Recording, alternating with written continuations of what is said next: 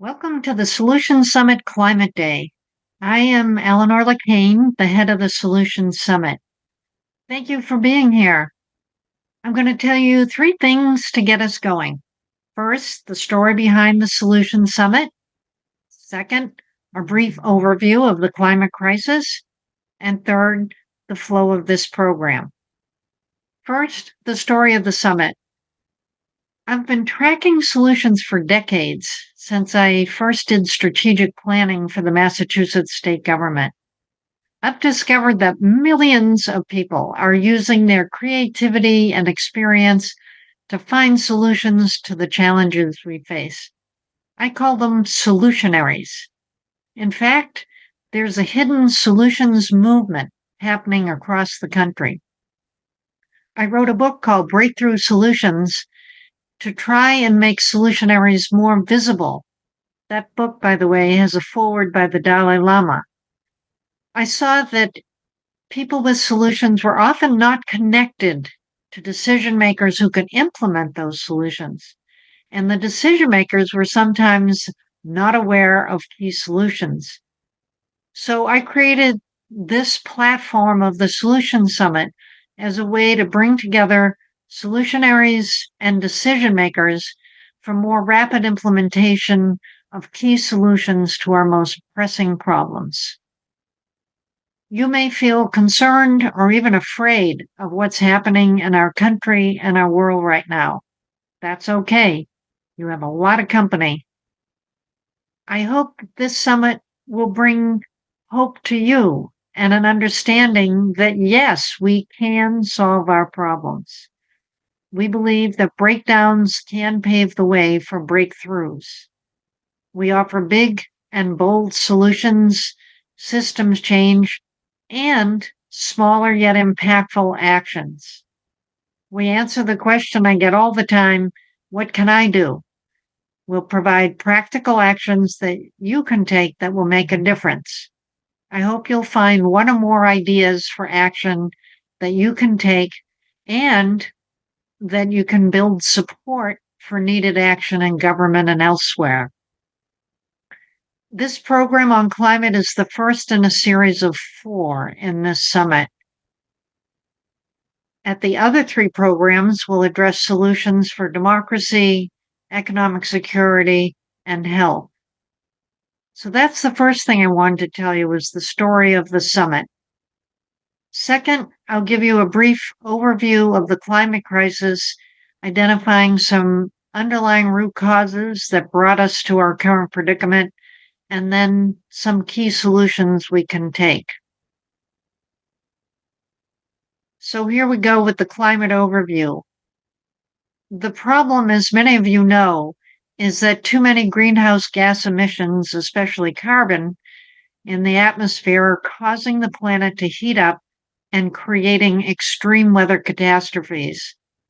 These emissions come primarily from burning fossil fuels, coal, oil, and gas.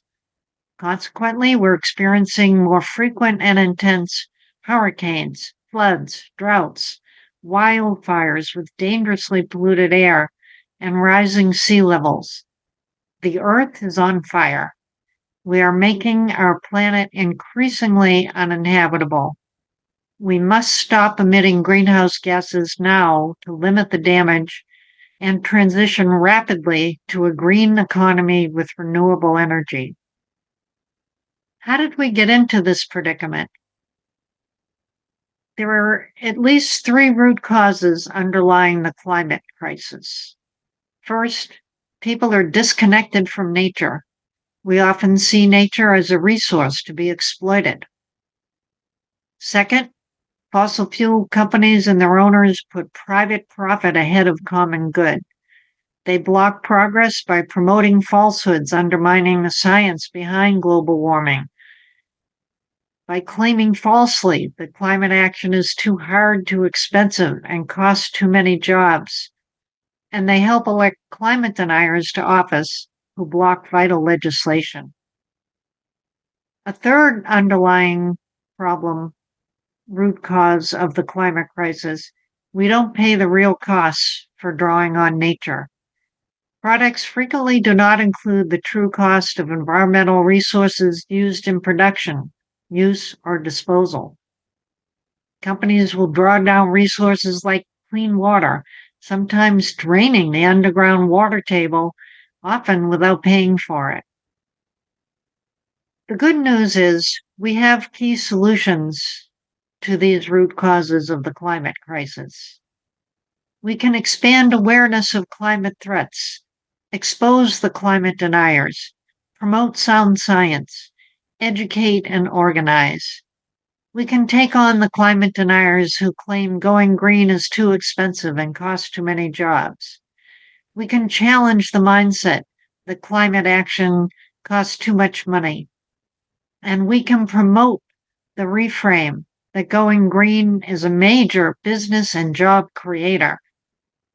We can reweave our connection with nature, recognize we are part of the web of life. When we understand this deeper reality, it becomes easier not to pollute, to take better care of the earth on which our life depends. We can cut carbon and other greenhouse gas emissions in the atmosphere, and we can even draw down carbon that's already there. We can shift from fossil fuels to 100% renewables, solar, wind, and water power. And we can overcome the fossil fuel special interests who block progress toward a green economy. We can begin that by stopping subsidizing polluters. Did you know we subsidize fossil fuel companies to destroy our world? It's got to stop. Now, it's my pleasure to introduce you to solutionaries who are already working on these core solutions. The format for this program is that I will introduce a solutionary who will make brief opening remarks. We'll have a conversation for about 10 minutes and then open to question and answer. You're welcome to join the conversation with comments in the chat.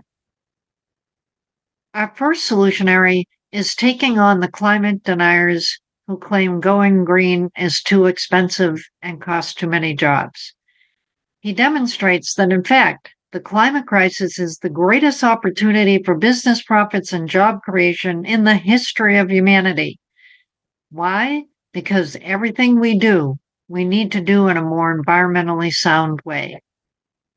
Solutionary Gil Friend will talk about how going green creates massive opportunities for business profits and job creation.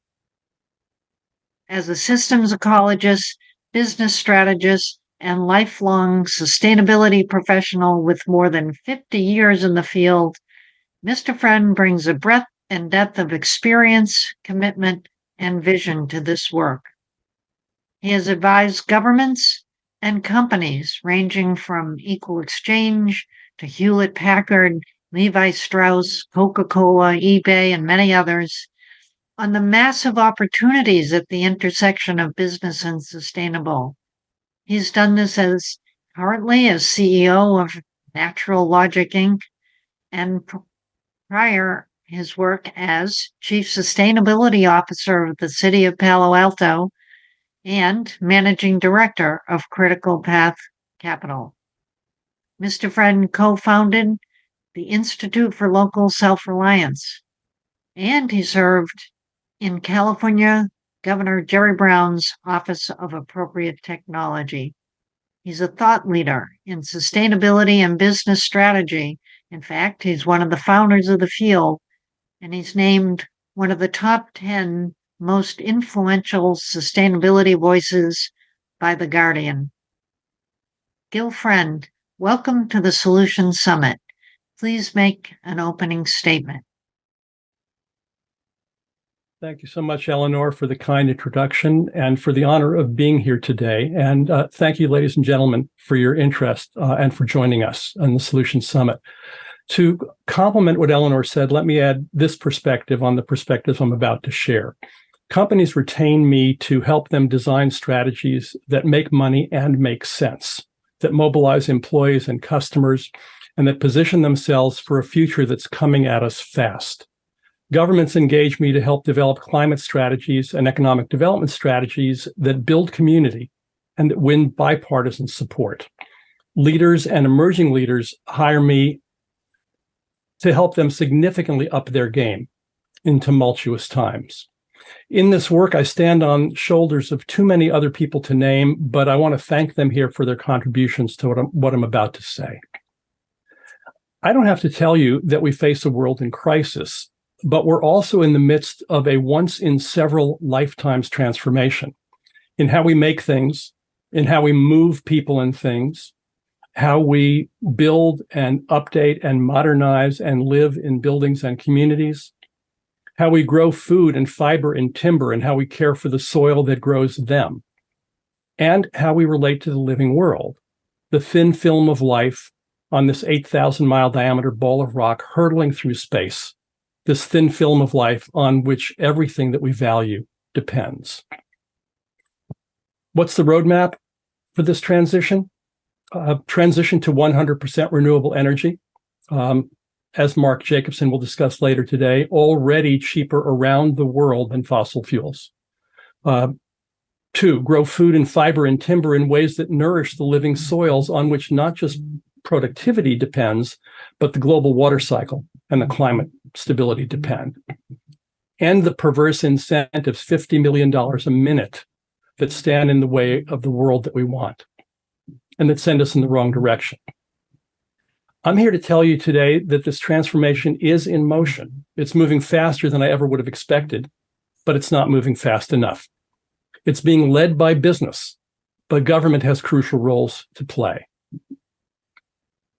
I'm here to tell you that we know how to do this. While new technologies are welcome and are coming, we have in hand all the technology and know-how we need, for example, to build comfortable buildings that produce rather than consume energy, communities that don't depend on gridlock, factories that produce the things we need without the toxic wastes that we don't need. I'm here to tell you that we're already doing this, but we need to do it faster and smarter. How do I know this? Well, because it's already happening all around us, in cities, regions, states, and countries around the world, in businesses around the world generating more profits and more jobs from sustainability strategies, businesses driven not only by regulation, but by a clear-eyed recognition of where markets are moving and of what the laws of physics require. The returns, both tangible and intangible, are huge. Cleaner environment, healthier water and air, lower operating costs and higher profits, better insurance rates and real estate values, better ability to attract employers to communities and to retain employees in companies, and much more. The cost of inaction and what Alex Steffen calls predatory delay are huge also. There are pivotal roles for government at every level: how it builds and spends and operates, what it buys and what it requires, how it shapes our communities through planning, zoning, and building codes, and through transportation policy and services, and so much more. The key challenge for all of us is to be realistic. But realistic doesn't mean aim low and go slow. It means engage reality. It means face the physics. If we put and store more energy into a climate-driving atmospheric system, that system will change. It cannot not change. It means learning from biology, from the 3.8 billion years of open source research and development gifted to us by the living world. It means reinventing the chemistry, from a linear take, make, waste system to one that's cyclical without persistent toxics, just like in the living world. It means, in fact, reinventing everything, from how we build to how we travel to how we plan. It means stop subsidizing the world that we don't want and invest instead in the world that we do want. Because every dollar that we move from government, from business, from households is a vote for a future. It's the election that we hold every single day. Are we too late? I don't know. I'm a futurist who's given up trying to predict the future in a world this tumultuous. But I do know this. The advice that the great George Washington Carver gave us 100 years ago is still sound. Start where you are with what you have. Make something of it and never be satisfied. Thank you. That's great, Gil. I love that. And you address right out of the gate, that's, key solution one, educate, show that this green transition actually is going to have the potential for a tremendous boost to creation of new companies and new jobs. So, and I found, Eleanor, that I found that showing examples of what's working has been the most effective way to motivate change that I've ever seen. This has been true in our work at the Institute for Local Self-Reliance, in Governor Brown's office, in the work of Natural Logic Now. The great Ken Boulding once said that existence is proof of the possible. You can tell me something's impossible, but if I can show it to you on the ground, you can no longer say it's impossible. And so that's a core part of the work that you and I have both been doing for all these years. Yeah, that's exactly right. But, a big force here coming from the fossil fuel companies is they're trying to convince us that the green transition is a job killer, which, of course, some jobs will be lost as we move away from the fossil fuel industries. But we're going to create many more jobs by becoming more sustainable. Like you just said, basically everything we're doing, we can redo in a more environmentally sound way. And it's creating jobs. We already have great job creation in solar power, wind power, so forth. Could you comment on the job creation aspect of this transition to a green economy? Sure. At the highest level, we already have more jobs in the renewable energy industry than in the fossil fuel industry. The trends are clearly totally right now. We have right now in the United States now. More jobs in renewables than in the fossil fuel industry. Investment in renewables last year was 70% greater worldwide than investment in the fossil fuel industry. The trends are clear. Will there be jobs lost? Yes, because things change over time. We went from a country that was powered by wood and animal power to one that was powered by fossil fuels, and now to one we had a whale oil industry at one point. The jobs change as the technologies change. And the job isn't to try to stop the change from happening, but to take care of the people who are going to be affected by the transition. And we could divert just even a small fraction of the subsidies that currently go to fossil fuel companies into retraining employees, redeveloping communities, repositioning industries, so that we don't drop anybody out as we make this transition. The transition is inevitable. The question is how quickly we do it and how well we take care of each other as we make it. That's terrific. And you mentioned the jobs are already higher in renewable energy than in the fossil fuel industry. And we're going to be talking later in this program about the jobs in, for example, public transit, which are green jobs. So, there's that whole dimension as well. I just want to ask you, because this is, I think, a critical piece. We don't include now the real costs of extraction, production, use, and disposal of the stuff that we use. If we did include the true cost, we could protect more of our natural resources. Mm-hmm. So why aren't we doing that? And then what do you say to people who say, well, if we add that extra cost, it's going to be more expensive and I'm already struggling financially to pay my bills? Sure. Well, look, we're not doing it because we never have, and because we don't know how, and because some folks don't want us to. But again, we need to face reality. People complain that the price of gas rises from $2 a gallon to $3 a gallon here in California, over $5 a gallon. Amory Lovins of the Rocky Mountain Institute did an analysis some years ago that said that if you look at the total cost of delivering a gallon of gasoline in the United States, including the physical costs of production and transportation, the environmental costs and health costs that are generated by it, the military expenses of protecting sea lanes and so forth, you're looking somewhere north of $20 a gallon.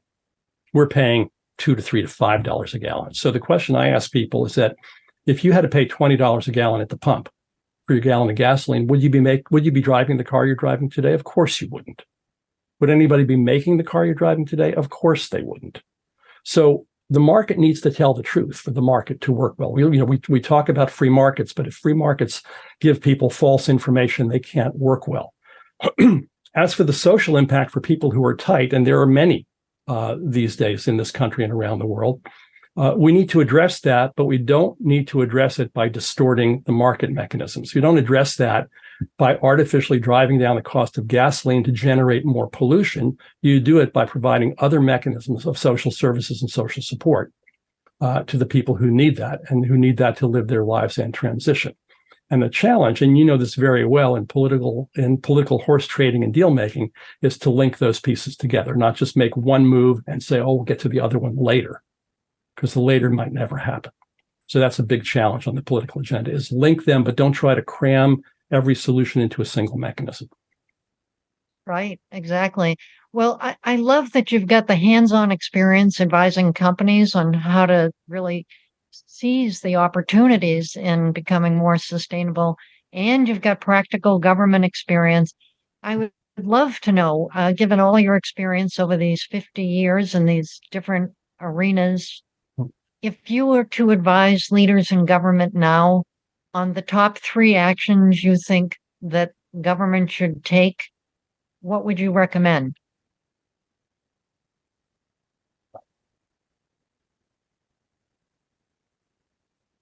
Number one, focus on the world we want, not just at incremental improvements to what we have now, but think about and communicate with your constituency and invite people to talk about what it is that they care about and what it is that they want. Second, have planning processes that don't look at step-by-step improvement from today, but think about how might we get to that desired future. And this turns out to be an enormously generative process. When we do this with companies, they make orders of magnitude more than they pay us for our services in a matter of months, because the creativity that's unleashed by that is so great. Third, as we have both said a couple of times, is get the prices right. Kill the perverse incentives that take us in the wrong direction. Reflect true costs in how we operate. And at a very pragmatic level for government, and I mentioned this before, is look at all the places that you touch and how you operate and what you do, from the buildings that you run in public facilities to the procurement, the things that you buy to operate government services, the contact points that you have throughout the daily lives of everyone in your jurisdiction, and use that as a vehicle for education and engagement. Those would be some of the places to start. Those are fantastic. My favorite one is stop subsidizing the fossil fuel companies that are causing so much of the trouble. It's like it's going in the wrong direction. Let's, at a minimum, stop subsidizing that. And hopefully, as you say, redirect to invest in what we do want. Eleanor, let's open it up. Let me just say on that, it's a critical piece of the puzzle. The International Energy Administration has estimated that the global subsidy to fossil fuels, both direct and indirect, is something on the order of $7 trillion a year. Wow. The global oil industry makes, $2 or $3 trillion a year. The global coal industry, about $2 trillion a year. The subsidy is $7 trillion a year. I say to my clients that if your business depends on a subsidy, you maybe don't have a business. Right. And what's infuriating about these energy companies is that they're already making tons of money. They don't need the subsidies. I saw a hearing here in Congress where they had the heads of the oil companies, and they were asked, well, listen, your profits were X billions. Why do you really think you need subsidies? And they were like, well, no, we'd be profitable without them. Every one of them admitted it. And yet they're still getting subsidized. It's a good place to start. They like having them if they can get them. We, as the taxpayers who are paying for those subsidies, might want to stop it. Absolutely. Might. I think we must. I think it would, in my view, it's like number one, let's go for it. Yeah. All right. Let's open it up now to questions from all our participants. We've got Macy right here monitoring the chat roll for us, and she's handing me some questions. We've got Chris in Oregon asking, what about lithium mining going on at a reservation in Nevada that's impacting the water and the landscape? Any thoughts on the lithium mining, Gil? I don't know the specifics of that site. Lithium is one of the key constituents of batteries for electric vehicles and the electrification movement underway in the economy. As with any mining, there are environmental costs to doing that. We need to design mining strategies and methodologies that are more careful, tend better to land, remediate land where there are impacts, and ultimately, in the longer term, transition away from a materials economy that involves digging things up out of the earth and moves towards cycling things in the global economy. Lithium as a new major player, there's not enough of it in the economy to recycle to meet our needs now. So there are going to be transitional costs here, and the job is to mitigate them as best as possible.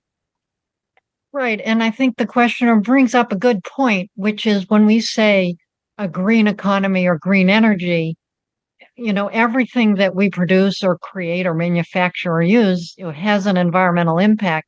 So there's some environmental impact. It's just we have to look at the life cycle of that material use and that approach and see what will give us minimum damage for maximum energy. Well, and we have to look at the life cycle and the total systems. When you're part of the challenge in government as well as in industry is that a lot of what we do is siloed. We look at things department by department, when in fact the real world doesn't have departments in it. Everything is interconnected. But when you do that, all sorts of opportunities start to reveal themselves. One of our clients, in the course of looking at the life cycle of their products and focusing on their water use, which they discovered was one of their biggest impacts to their surprise, they created $1 billion product line out of an initiative to reduce water use. So the payoffs are surprising and enormous when people can step back and look at the entire system and all its interconnections. Right, exactly. And you mentioned earlier that it's so powerful to see living examples of what's being done that shows it's possible.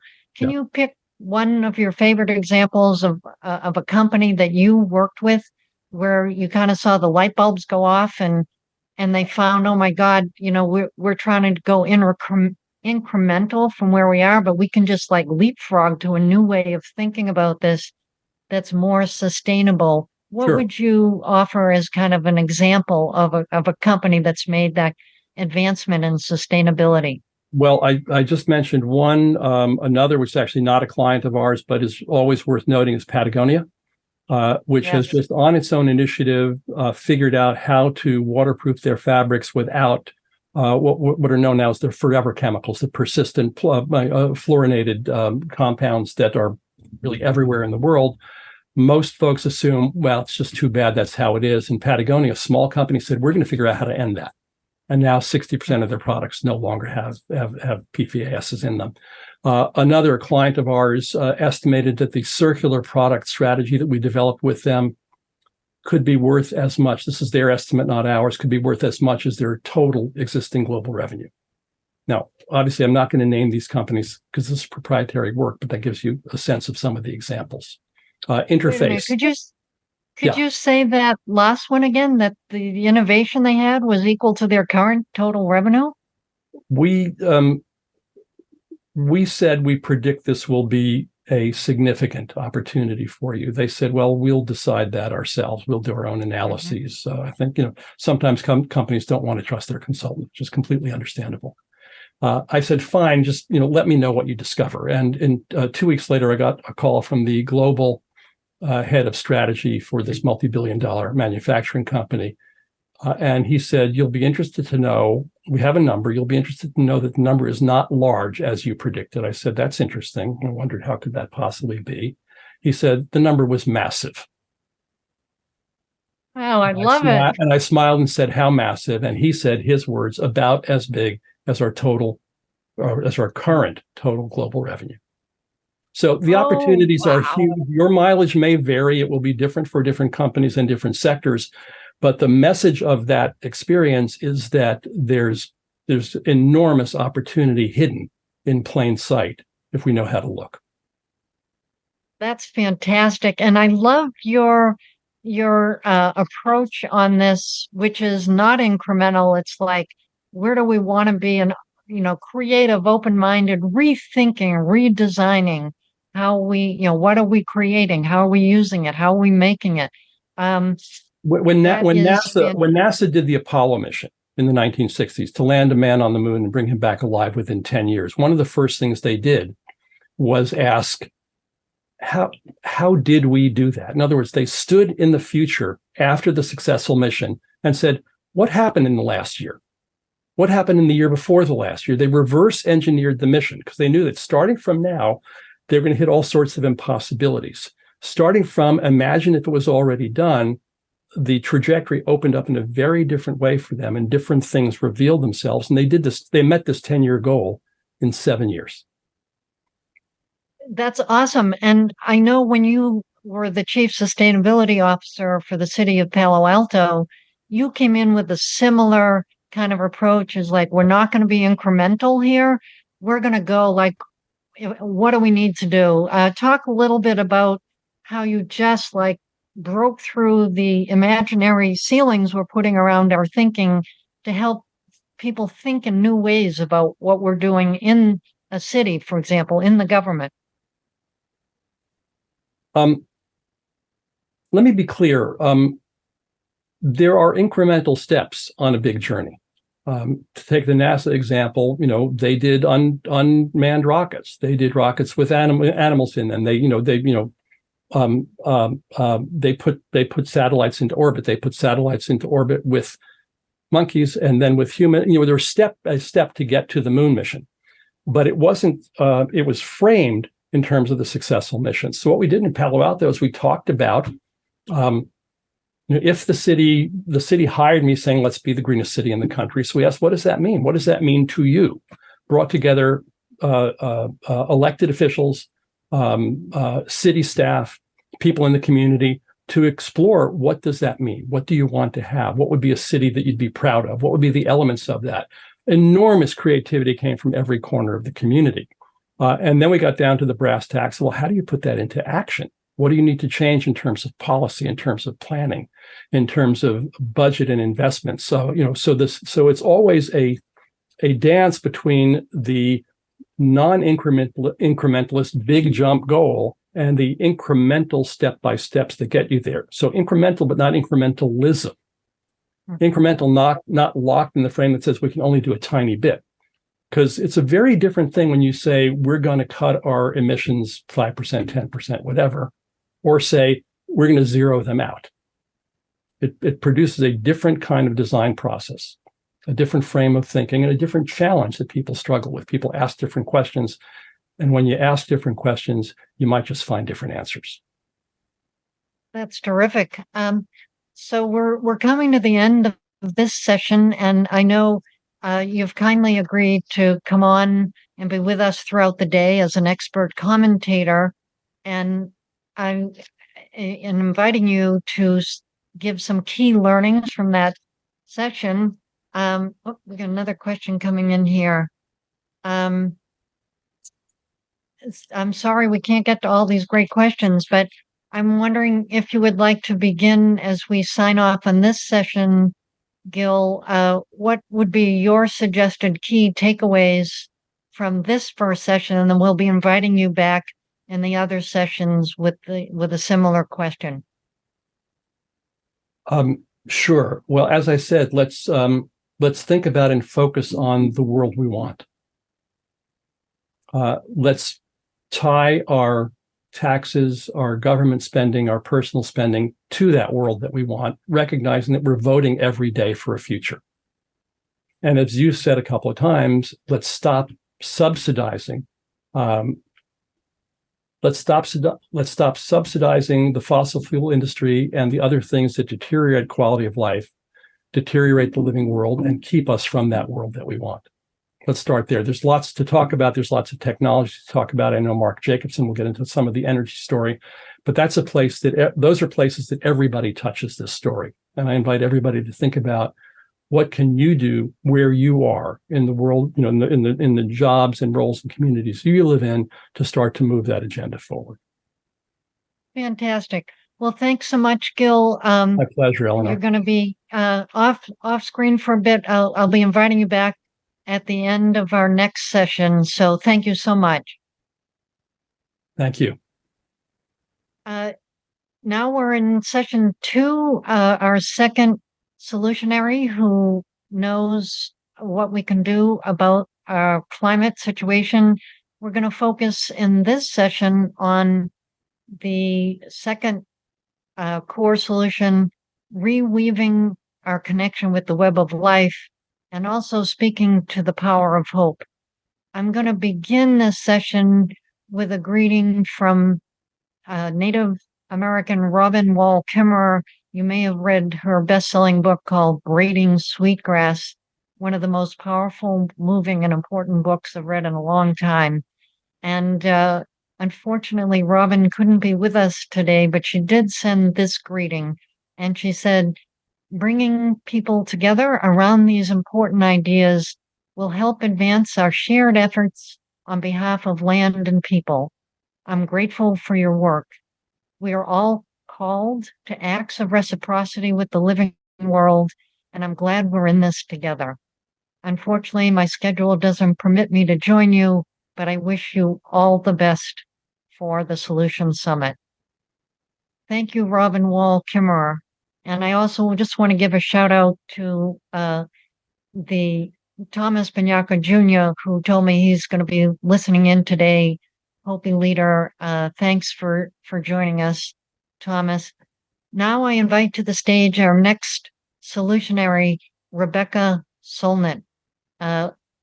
Rebecca is a writer, historian, and activist, author of 25 books on feminism, environmental and urban history, popular power, social change and insurrection, catastrophe, and hope. Rebecca co-edited the 2023 anthology, Not Too Late, Changing the Climate Story from Despair to Possibility. She writes regularly for The Guardian, serves on the board of the climate group Oil Change International, and in last year launched the climate project, Not Too Late. Rebecca Solnit, welcome to the Solution Summit. Thank you so much for inviting me. It's an honor to be here. Thank you for that. And your book is so important. I actually do believe it's one of the most important books ever written because you're speaking directly to the problem of despair. And if people are in a desperate frame of mind, we're going to be paralyzed and not take the action we need. And you are so clear-eyed about what we're facing and also so grounded in the value and importance of hope. So I invite you now to kind of make an opening comment to share some of your perspective with our participants. Thank you. Yeah, I wrote a few things down. The thing I always want to start with is that hope is not optimism. It is optimism, like pessimism and cynicism, all operate with a kind of false certainty about the future. Hope for me is an embrace of that uncertainty of the future and a commitment to act on behalf of your principles in the face of that uncertainty that's also possibility. It's a recognition that the future is something we're making in the present with what we do or don't do. I respect despair as an emotion, but keep saying it should not be confused with an analysis. You can be devastated or heartbroken and keep working toward the good. And we can't know the future since we're making it in the present, but we can learn all we need to know about change in power, about unpredictability and history's penchant for surprises from the past. From the past, we can see that a lot of dramatic change was unforeseen, that something that had not long before looked puny, insignificant, marginal, rose to change the world. You could think about women's movements, civil rights movements, the forces that toppled all the regimes in Eastern Europe in 1989 as examples. The better history of our country is about expansions of human rights and the protection of nature through movements that started small with goals that were often seen as unrealistic, outrageous, impossible, and so forth. The ideas migrated from the margins to the center, and then they stopped being ideas. They became laws, rights, financing, impacting all our lives, became the way we lived, became something that is as physical as protected land, the end of a polluting source in a community, at rights that let people marry or do things they couldn't do before. For climate, we don't have the luxury of time that we can see in some of these other changes. We need to change the world and fast, but there are grounds for encouragement. I often see the climate situation as a race between three forces, one horrific, two magnificent. By horrific, I mean the chaotic deterioration of the natural world from our continued emissions of greenhouse gases and other destructive activities. The other two counter that. One of those is the rise of real solutions, the renewables revolution, that means we can truly transition away from fossil fuels. And here I want to note that we have had a revolution, an astonishing energy revolution, but it's been too slow and incremental for most people to see it, to be awestruck by it, to realize how different the world is, because we really have solutions we did not have a couple decades ago to transition away from the age of fossil fuels. The other participant in the race is public will and commitment. And there too, you can see tremendous change. People were pretty disengaged even 10 years ago, thought it was a very slow problem, not their problem, maybe wasn't real. Surveys show that the public is engaged. They want to see action. They want to see change. They want to see public money spent, which is a sign that the climate movement has done its job.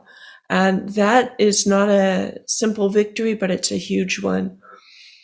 So we are increasingly equipped with these second and third participants in the race to address the first, to stop runaway climate change.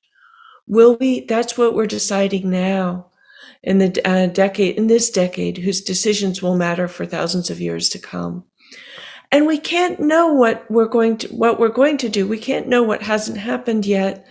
But what gives me cheer as I wind up these comments is so many of the good things here in 2023 are the result of struggles people engaged in 1973, just to pick a tidy, preceding date. Human rights struggles, queer rights, indigenous rights, women's rights, civil rights, rights for the disabled, rights for the environment. Everything good about the world we live in now is because of something people did in the past. And we can become ancestors to the future in exactly the same way, knowing we don't know 2073 and what it will be like, but that we are building it anyway. We can't know the outcome of our actions because that the future is unknowable, but we can hope that they matter and use that hope as a motivation to do the work that needs to be done. Hope to be the people who will be thanked in 2023 for what we do in this decade. And we're not only obliged to do this, we can regard it as an adventure and a blessing to have such meaningful work to do. The future needs us, and we need to make the present inhabitable by committing to the best future we can. Thank you. That's powerful, Rebecca. Thank you so much for that. So much richness in what you said. I am particularly moved by you saying how we've had this slow, almost invisible underground revolution that's happened over the past 15 years. And if you do think back 15 years ago, our cost of solar and wind, the renewable energy sources, were pretty high. But over that time, there's been technological advances. And now we've got the cost of renewables less than the cost of, oil, gas, coal. That's a very powerful thing. People thought when we hit that point, that would be the financial shift. And it's certainly a big plus, but it isn't all that's needed. So I appreciate that you're recognizing that and reminding us of that.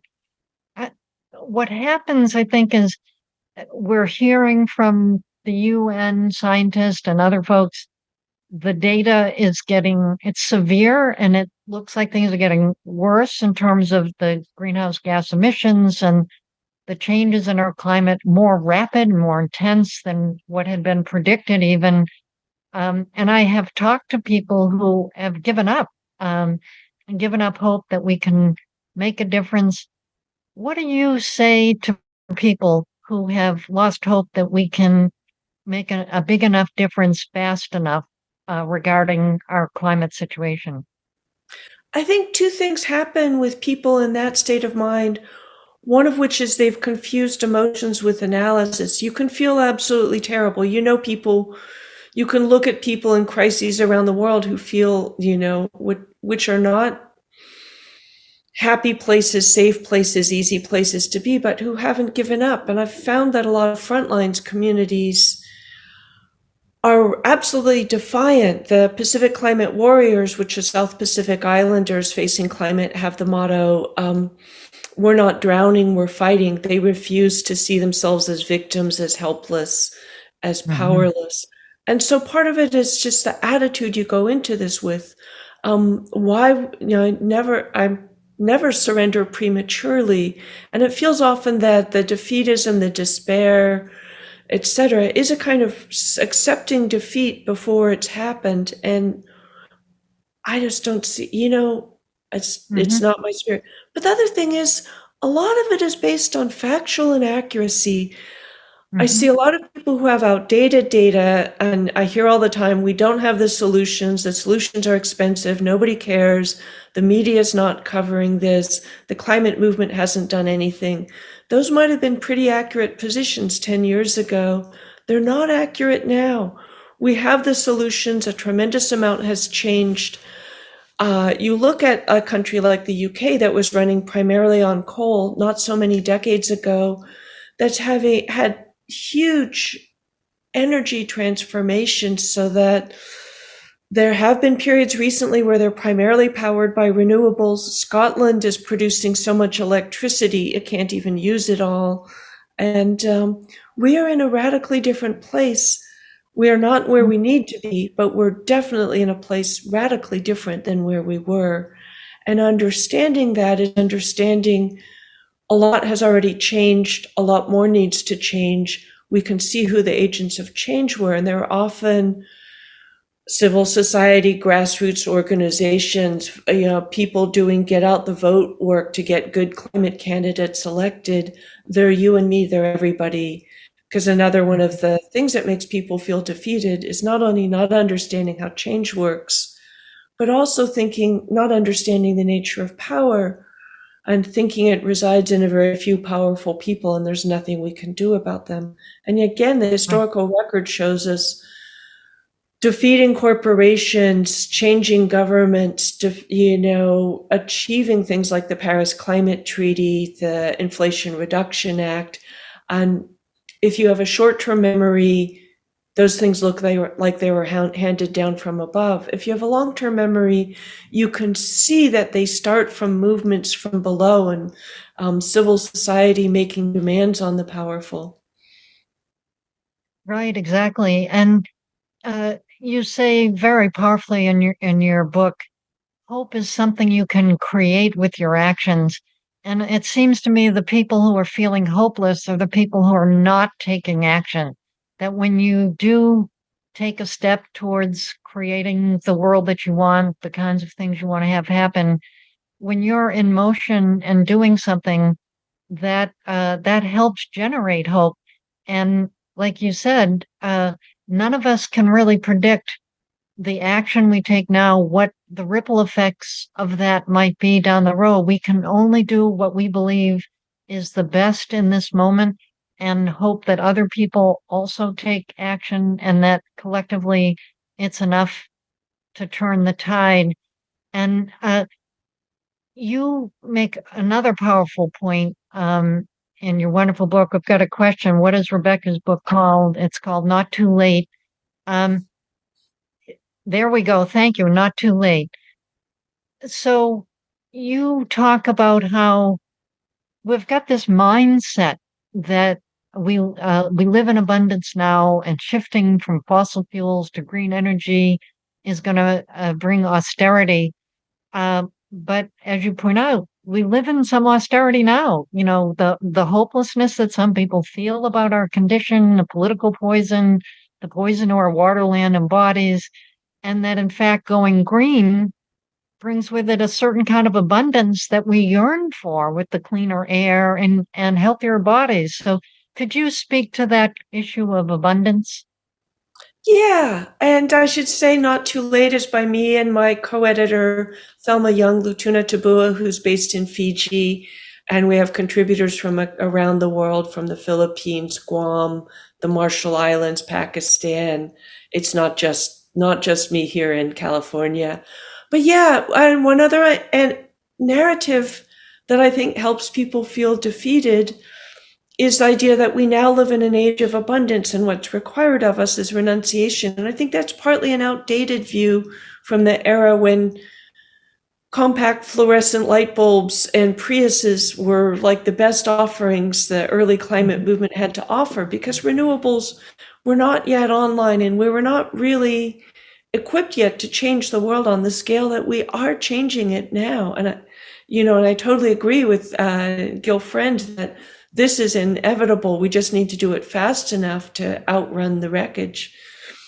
But I also think, so it's partly a story in which renewables are now the cheapest form of electricity and getting cheaper all the time and don't come with all the problems that fossil fuels do. I think we will look back in 50 years and be astonished that people had methane inside their houses, which is toxic even when it's not explosive.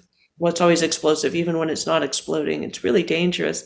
But we'll also just look back maybe more than 50 years, and just people will think that this strange age of burning stuff dug up from deep underground, this ancient fossil stuff that was so toxic, so full of heavy metals, that currently kills 8 million people a year just from particulate matter inhalation, that has poisoned our political system. They'll think of it as this very weird kind of wrong term in human history before we arrived at clean ways of making energy. So I think you can look at an age of abundance that's coming if we do what we know we can do. But I think we also have to rethink what abundance is. Capitalism, advertising are constantly trying to convince us that our happiness and our security lies in having lots of stuff, lots of money, maybe some real estate, lots of toys, lots of expensive, totems of status, whatever, and maybe a few private relationships. But what we see when we look at what human beings most deeply desire is we want security, we want a sense of membership in society, we want meaningful work and meaningful lives, we want deep connections to people around us and also to the natural world. I think we want confidence about the future, which you could call hope. And we're actually, even those of us who are materially wealthy, are poor in those ways. And of course, a lot of people on Earth are extraordinarily poor now. And they don't need to change their material existence because they're not the problem. The top 1% of humanity, the richest 1%, I hate the top bottom metaphor, the richest 1% has twice the climate impact as the poorest 50%. Wow. So we can look at what we need to do in response to the climate as bringing on an age of abundance. If we're not producing so frantically, we have more time, and we can consume things like time with our friends, time in the natural world, time to pursue whatever spiritual or recreational or relational activities we want. I think that we can make what's coming an age of abundance, but we have to rethink what abundance is and be honest about all the ways that we're impoverished now, whatever our material condition. And finally, I just think that abundance has to include an abundance of justice, an abundance of fairness, and an abundance of inclusion, and an abundance of democracy. And that can be thought of in our relationship to people in the global South, as well as across this country. That's great. And questions are coming in from the chat. I'm weaving into our conversation here. One last one from me. You say the policymakers need to change what they believe is possible, which is a lot of what Gil Friend was talking about. If you were talking to leaders in government, what perspective change or action would you recommend that they take to deal with the climate crisis? One thing is to remember we're making decisions for the next 10,000 years, as well as the next 100 years, as well as the next 10 years, as well as next year. What we do now decides the future for probably the great majority of humanity, who are people who are not born yet, for all species, for the oceans, for the rainforests, for the polar world and its indigenous people. The other thing is that this is not a sacrifice. This is something that has become increasingly economically sensible. Fossil fuels are the sacrifice. We're sacrificing health, safety, the future. We're allowing them to corrupt our governments. In some cases, in other parts of the world, they are the corrupt governments. We're allowing them to spread propaganda that is part of the source of the despair and the inaction. So this is eminently doable. Nothing is more worth doing. It touches all parts of life, human and otherwise. And also, we're really only at the beginning of the energy revolution. Things that look difficult now, the crucial minerals for renewable batteries, energy storage, things like that.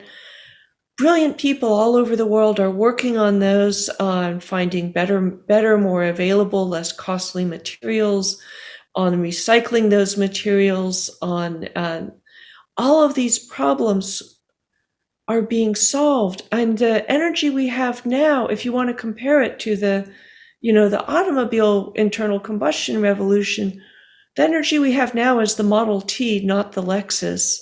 It is going to continue to change a lot and get a lot better because it has so much, even in the past year, the past 5 years, let alone the past 10 years. And the whole revolution has pretty much transpired over the last 20 because we didn't have those solutions 20 years ago. So I think it's an exciting time, and we're just trying to speed up the inevitable. So I think that all policymakers can look at it from that perspective. And I love that people brought up another one of the old shibboleths we need to abandon. It is not jobs versus the environment.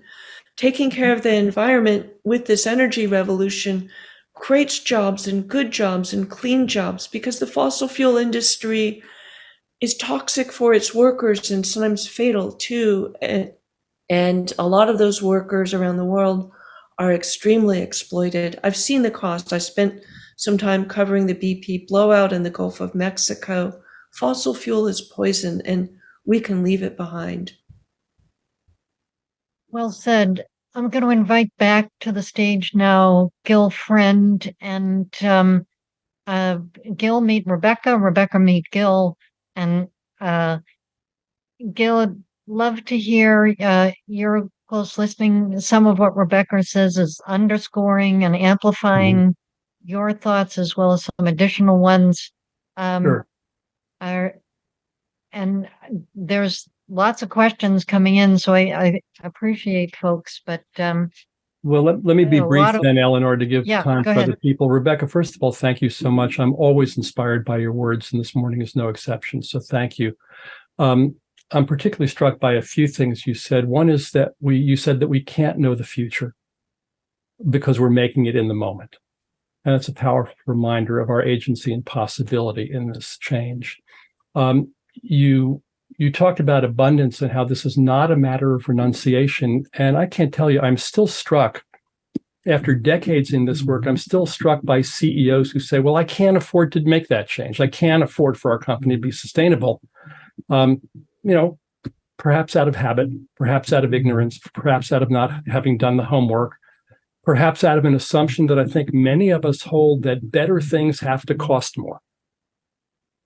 But the whole evidence of the history of innovation is that better things maybe start out costing more, but then as we get smarter and get them into mass markets, their cost comes down.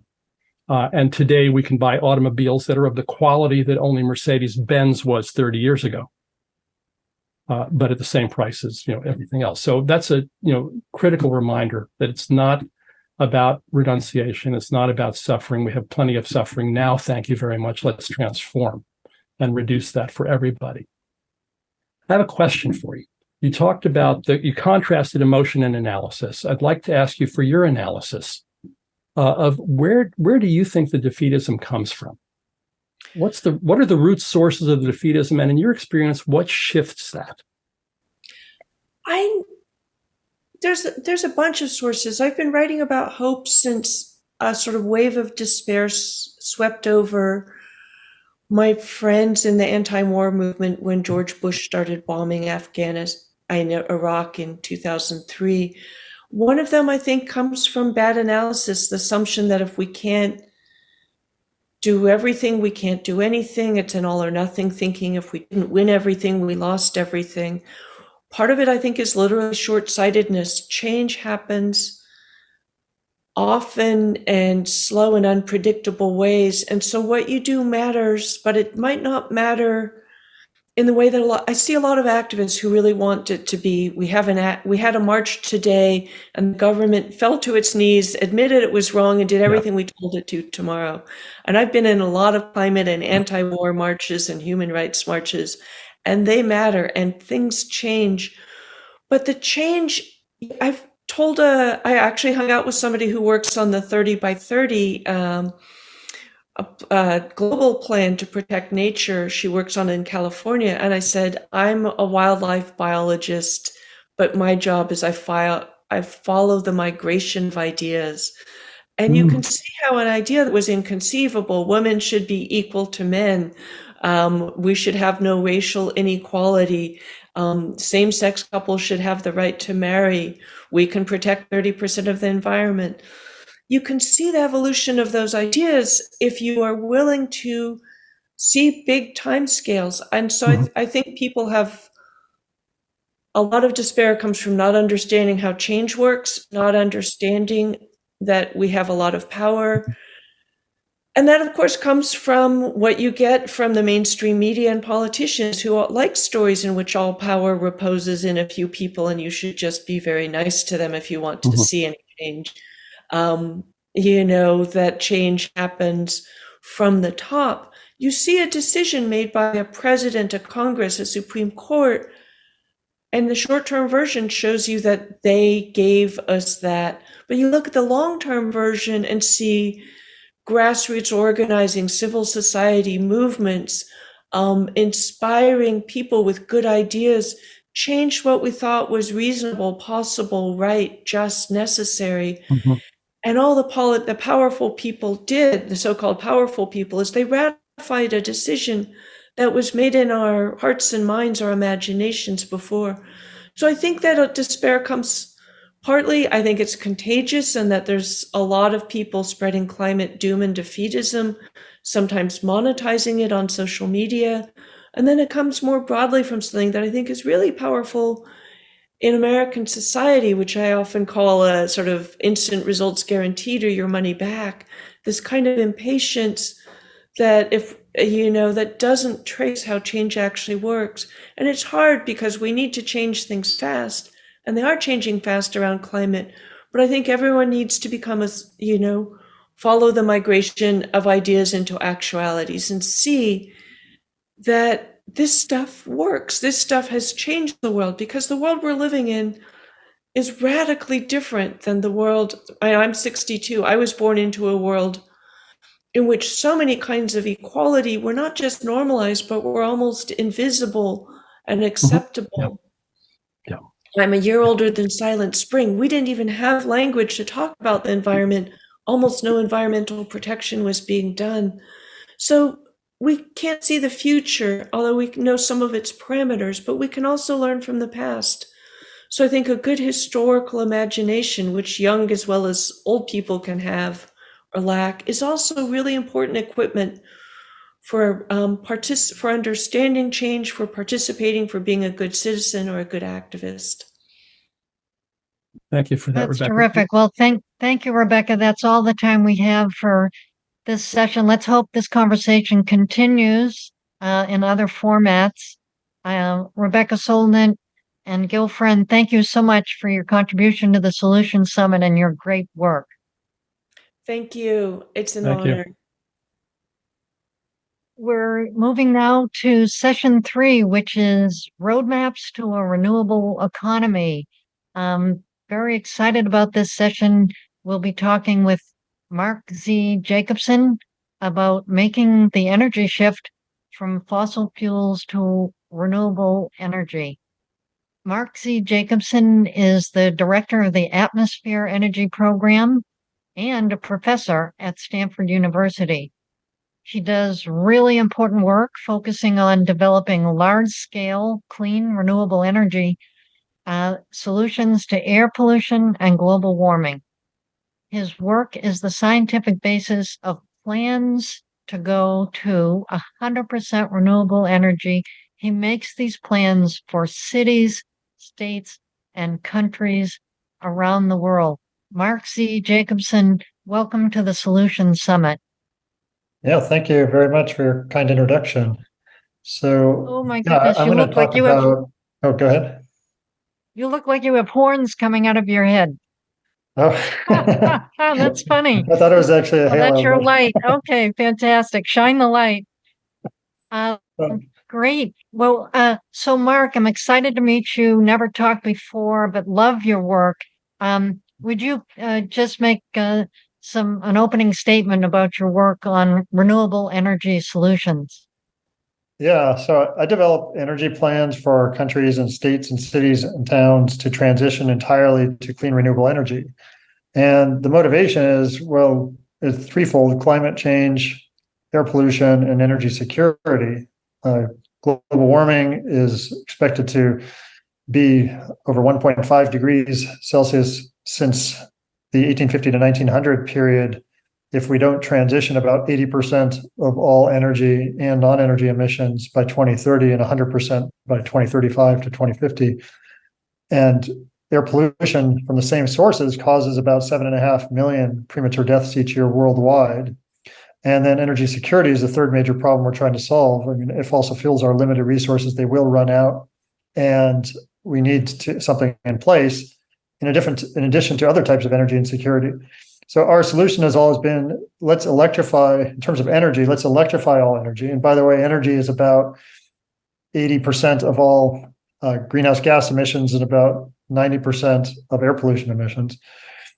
So the idea is to electrify all energy. So the main energy sectors are transportation, buildings, and industry, in addition to electricity. So we would transition transportation to battery electric, some hydrogen fuel cell vehicles for long distance transport, buildings to electric heat pumps, electric induction cooktops, basically eliminating gas in buildings and other types of combustion in buildings. For industry, go to electric arc furnaces, induction furnaces, resistance furnaces. These are all existing technologies. So we have 95% of the technologies we need. So we'd electrify everything and then provide all the electricity with just clean renewable sources. So that's onshore and offshore wind, solar, photovoltaics on rooftops and at power plants, some concentrated solar power, some geothermal electricity, also some geothermal heat, because there would be some direct heat from geothermal and solar, and then hydroelectricity, maybe tidal and wave power for some uses in the future. But to do this, we have 95% of technology. So that's the good thing. These technologies need storage, of course, battery storage, but also hydropower is actually the largest storage in the world, followed by pumped hydroelectric storage, some hydrogen fuel cell storage for grid electricity. But we'll need heat storage, cold storage, along with electricity storage and some hydrogen storage. We only want to use green hydrogen, not what's called blue hydrogen or brown hydrogen or black hydrogen, any other color except for blue. There might be some places where you can actually get hydrogen from the ground, but it's going to be mostly green hydrogen.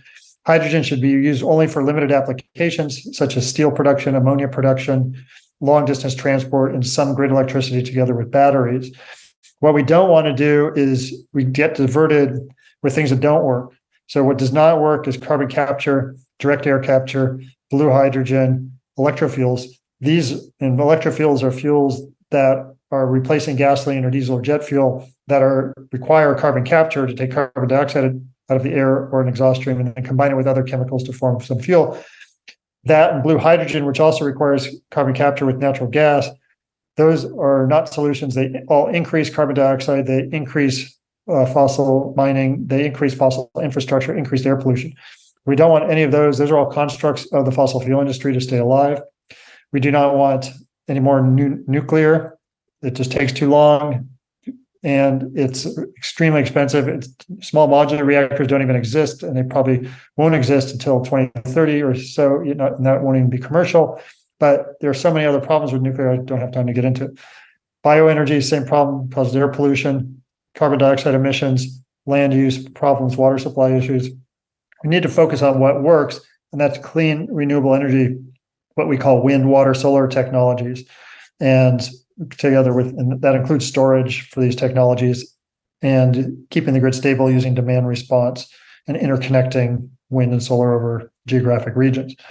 So we have almost all the technologies we need.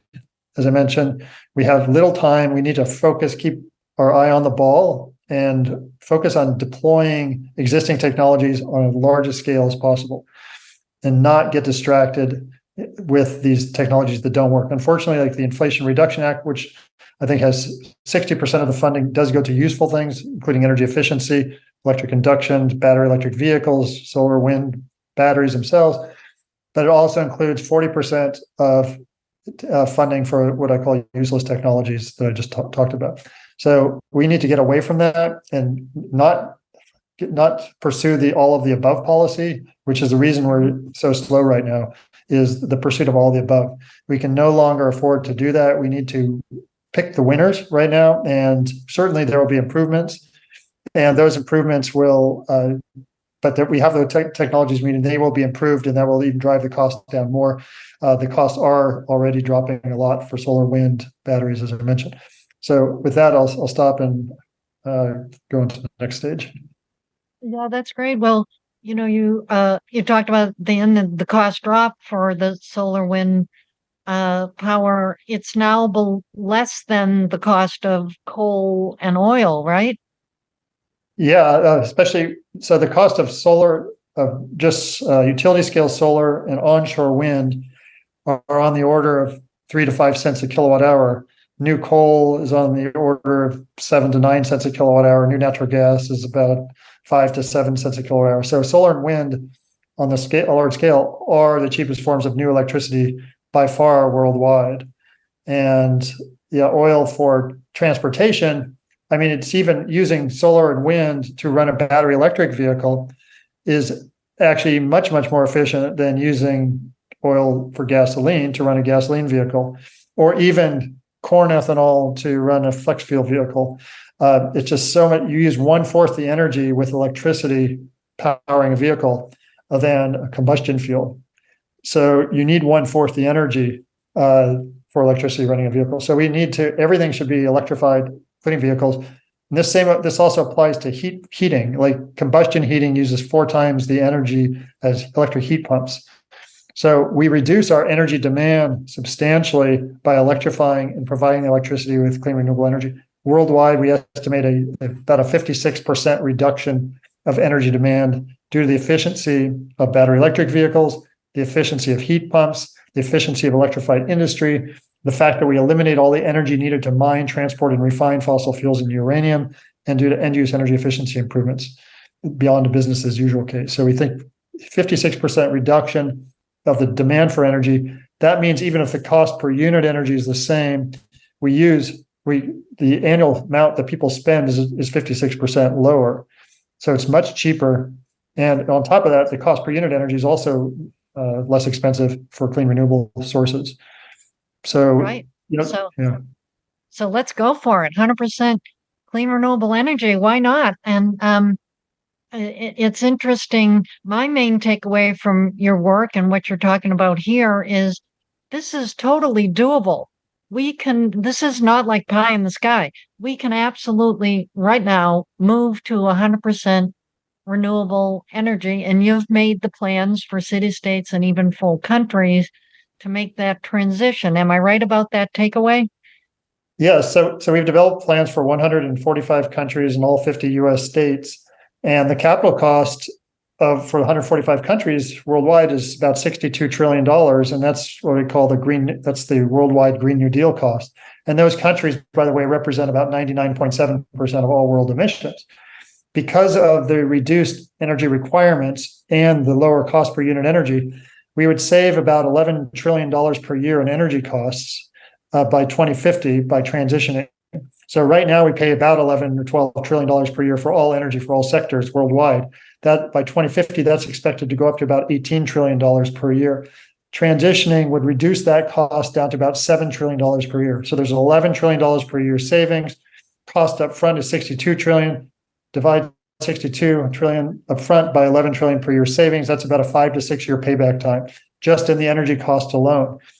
if you add in the health and climate costs savings, we're talking about a less than a 1 year payback time, because the health cost of saving 7 million lives per year is about $30 trillion per year. The climate cost savings would be another $30 trillion per year savings. So we would have a 63% reduction of energy cost savings, a 90% reduction of health, climate, plus energy cost savings. It's a no-brainer. And on top of that, we'd create about 28 million more long-term full-time jobs than lost worldwide by such a transition.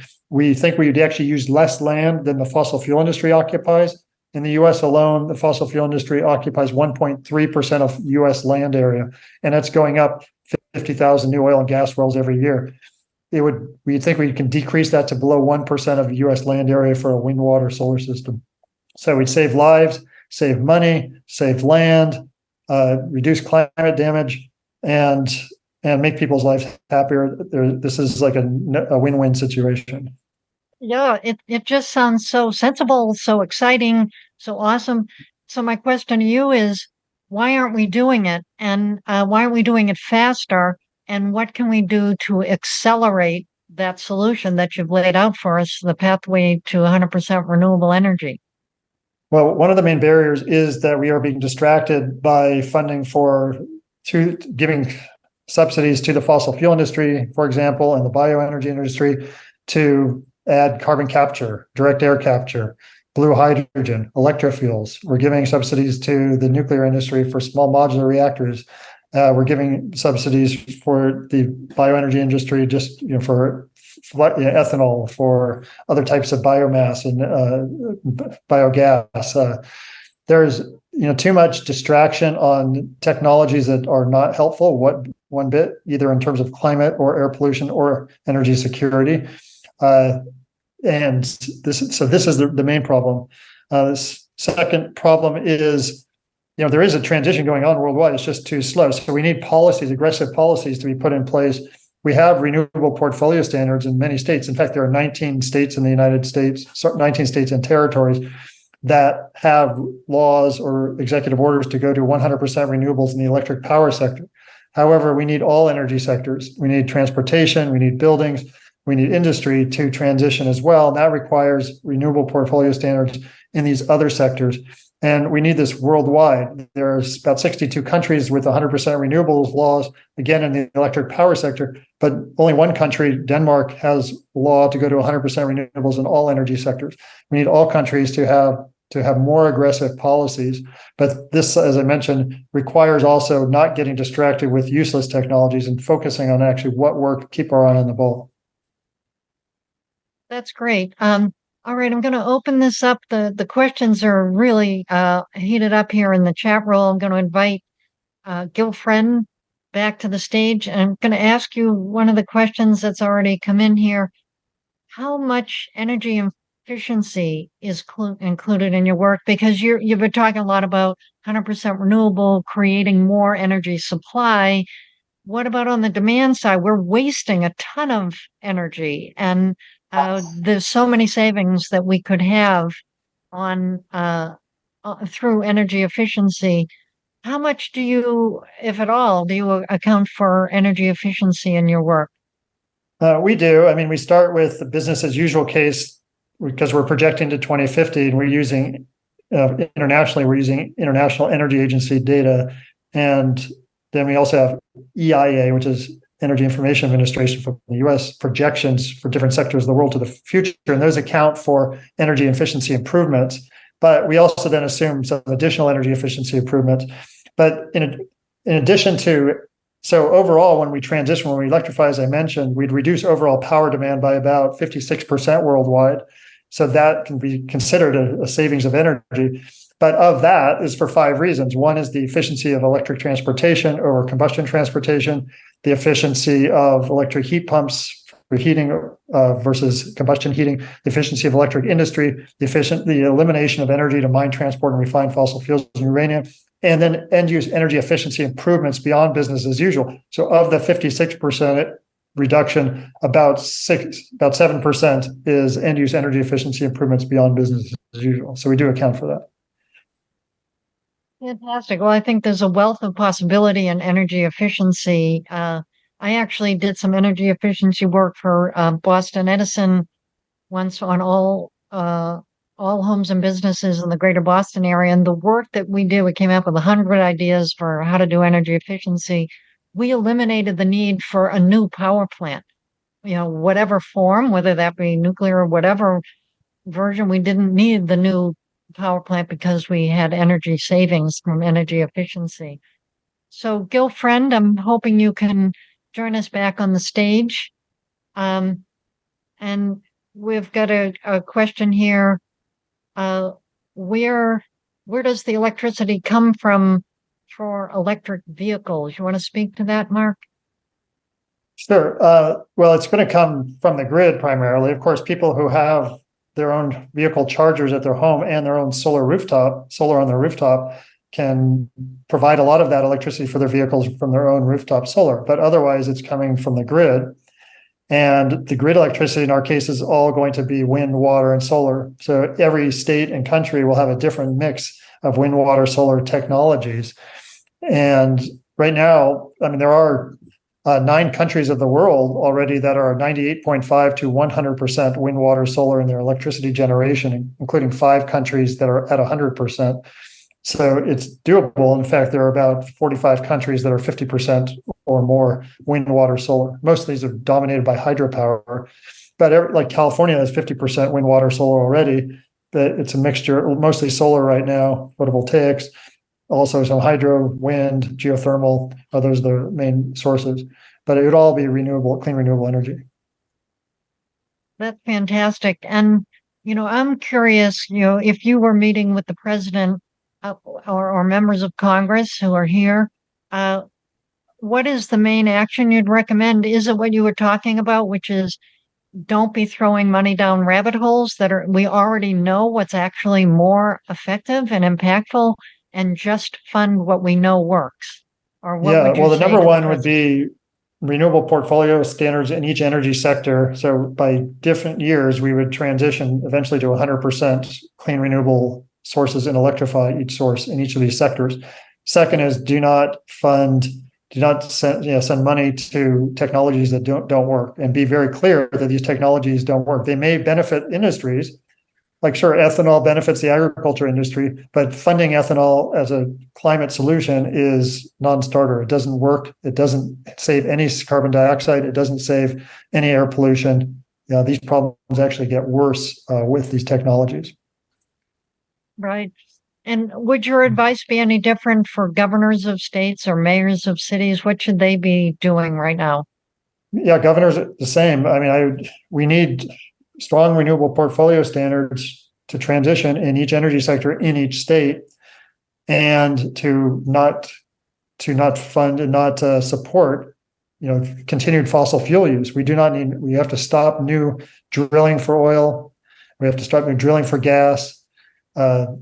Coal, of course, coal is phasing out faster, but there's a huge amount of gas, especially, and oil still being drilled, and new plants and pipelines being put in. So we need to focus on what works and not believe these industries that are claiming they have their own solutions to the problems they've created. Right, exactly.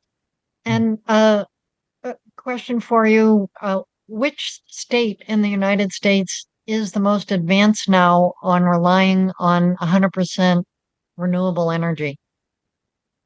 Surprisingly, by far, South Dakota. South Dakota supplies 120% of the electricity it consumes with just wind, water, solar. But it's mostly wind, about 77% wind, and the rest is hydro, so it doesn't have much solar. Now, it also produces fossil fuels, but it's exporting the difference. So it's producing 120% that it consumes from wind, water, solar. It's producing another about 30% with fossil fuels, and then exports the difference. But aside from that, next to that is like Montana and Washington State, and Vermont is also up there. So there's Iowa's up there. Iowa has a huge amount of wind. So over 60% of its electricity generation is from wind. There's several states in the Great Plains that have so much wind, and then of course in terms of magnitude, Texas and California are leading the way in terms of the magnitude of the actual renewables, but not as a percent of their electricity generation. Right. They have such massive area. And which cities would you say are doing can the city do anything? It seems like that so much of the energy supply is oriented towards state and federal, but what can a mayor do? What can cities do? And who's doing it well in the US? There are over 180 cities and counties in the United States that have committed through laws or resolutions to 100% renewables. But again, this is just in the electric power sector. As Gil knows, Palo Alto has been very, very advanced in transitioning other energy sectors as well. I can't say which one is the furthest along right now in terms of, which large city. I mean, there are a lot of small cities that have done a lot of really good things. But, I'm proud of a lot of cities that have really made an effort, especially small cities and places that you wouldn't, think that they'd be interested in making such a change. I mean, in North Carolina alone, there are like over 10 towns and cities that want to transition to 100% renewables, in Utah as well, some in Louisiana, but also, lots in California, of course, and most every state has some cities that are transitioning. That's fantastic news, very encouraging, and I'd love to see the competition. Maybe we should give an award every year, like the greenest city, the greenest state, and see who's making the most progress. Gil Friend, are you with us? You want to come back to the stage and suggest to us what your key takeaways are from the incredible work that Mark Jacobson is doing around moving to 100% renewable energy? Sure. And am I on screen with you now? You're on screen. Go for it. Great. Mark, thank you so much. Good to see you. And thank you for the work that you're doing. I don't know which cities are in the lead either, because the competition is on and it's moving fast, and cities keep ratcheting up their goals and ratcheting up their programs. So the leadership keeps changing. It's a wonderful kind of competition for cities and companies and others to have. What you said, Mark, about the states is fascinating, because people think about California as the energy leader, because of its 50-year trajectory in this work. But you're pointing out that many others are in the game and moving very fast. I was particularly struck, Mark, by what you said about the investment opportunity that's here. Let me put on my businessman hat for a moment. $62 trillion investment, $11 trillion a year, return by 2050. You talked about that in terms of years of payback. I did the calculation on return on investment, and that's 17.7% return on investment. I don't know anybody who's reliably making that in their portfolio right now. And so for companies and asset managers and governments not to invest with those kind of potential returns is a violation of fiduciary duty. Yeah, pure and simple. It's not even just an environmental agenda, but a business agenda says this is dumb. Put the money where you say it goes. Yeah, and that's because of this efficiency of electricity, and clean renewable energy is just so efficient. You're just saving so much energy, and so you have less energy cost. Exactly. I can see it in my own home, which I built in 2017. I haven't paid an electricity bill, a natural gas bill, or gasoline bill in 6.5 years. And I paid back the solar and battery system after 5 years. And when that did include the subsidies, but no subsidies would be about 10 years in that case. Right. But it's so obvious once you do it that it's very efficient. So I'm going to ask you. Let me ask you the same question I asked Rebecca, Mark. What are the barriers? I mean, you talked about that we're funding the wrong things, but why are we funding the wrong things, or why is it so hard to move the money and the policies in this direction when the case is so clear and so compelling? Well, part of it is political compromise. Part of it is that there are just science. I mean, at my own university, we have 21 groups funded by the fossil fuel industry. So that you get a lot of research papers out saying, oh, this is helpful or this will benefit. And then policymakers get confused because they see published papers, and then you get big organizations like the Intergovernmental Panel on Climate Change, including some of these technologies in their analyses, and they maybe haven't looked at all the details of it, but they just, what they tend to do is just report all the papers that have been published. And if you have papers published by fossil fuel people, those get included. Let me ask the question in another way then. What have you found to be most successful in getting policymakers unstuck about these issues? Well, for me, I think it's information. So when I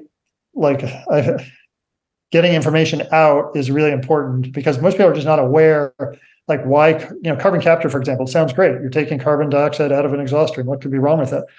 The problem is it always requires energy and equipment.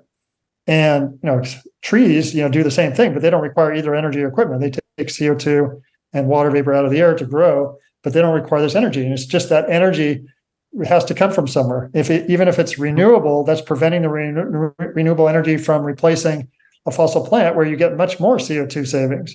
So it's an opportunity cost. And most people do not look at it that way. They're just looking at, well, what's the absolute reduction of CO2 from carbon capture? Okay, we got 50% reduction, from this, but they didn't look at what happened upstream. There's up to a 30% energy penalty.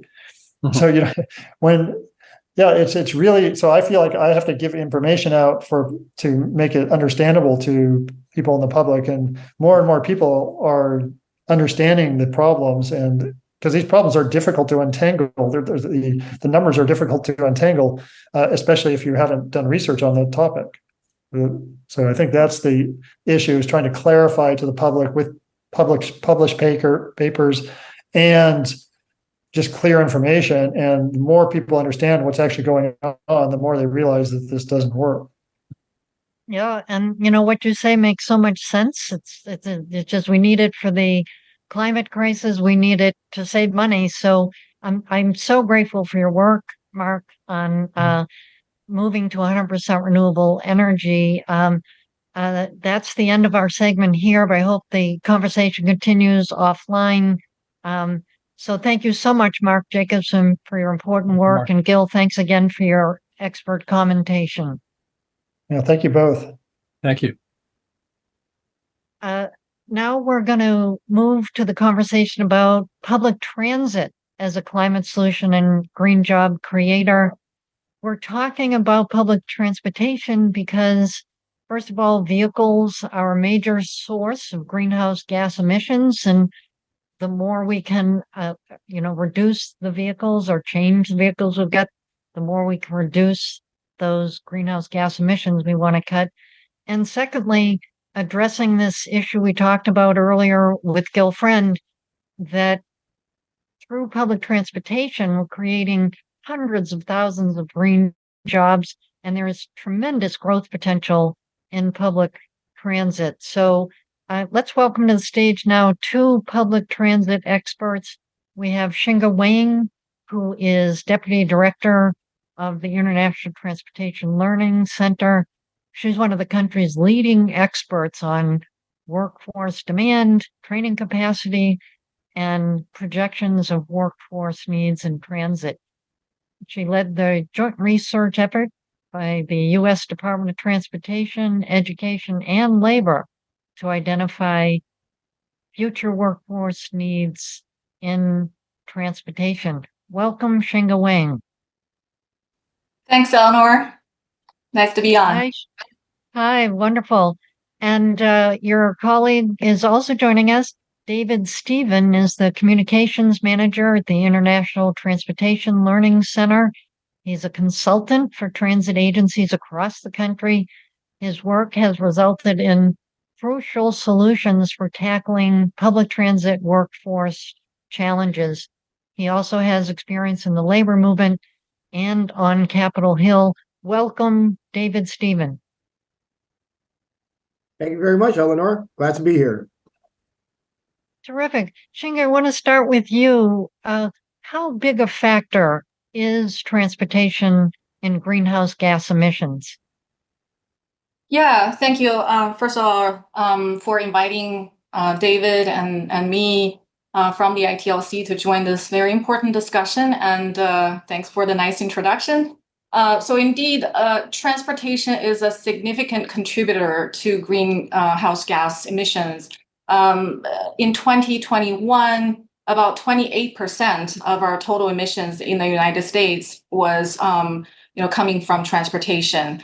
And these emissions primarily come from burning fossil fuels in our cars, trucks, ships, trains, and planes.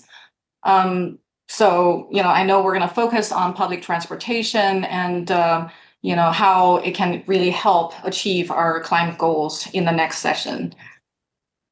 Fantastic. So that shows how important public transit is. I mean, if we could get more people out of cars, I mean, it's great to move to hybrid or electric vehicles, but how much better get out of cars, go into buses, trains, other public transit. Boom. It's like changing the game there.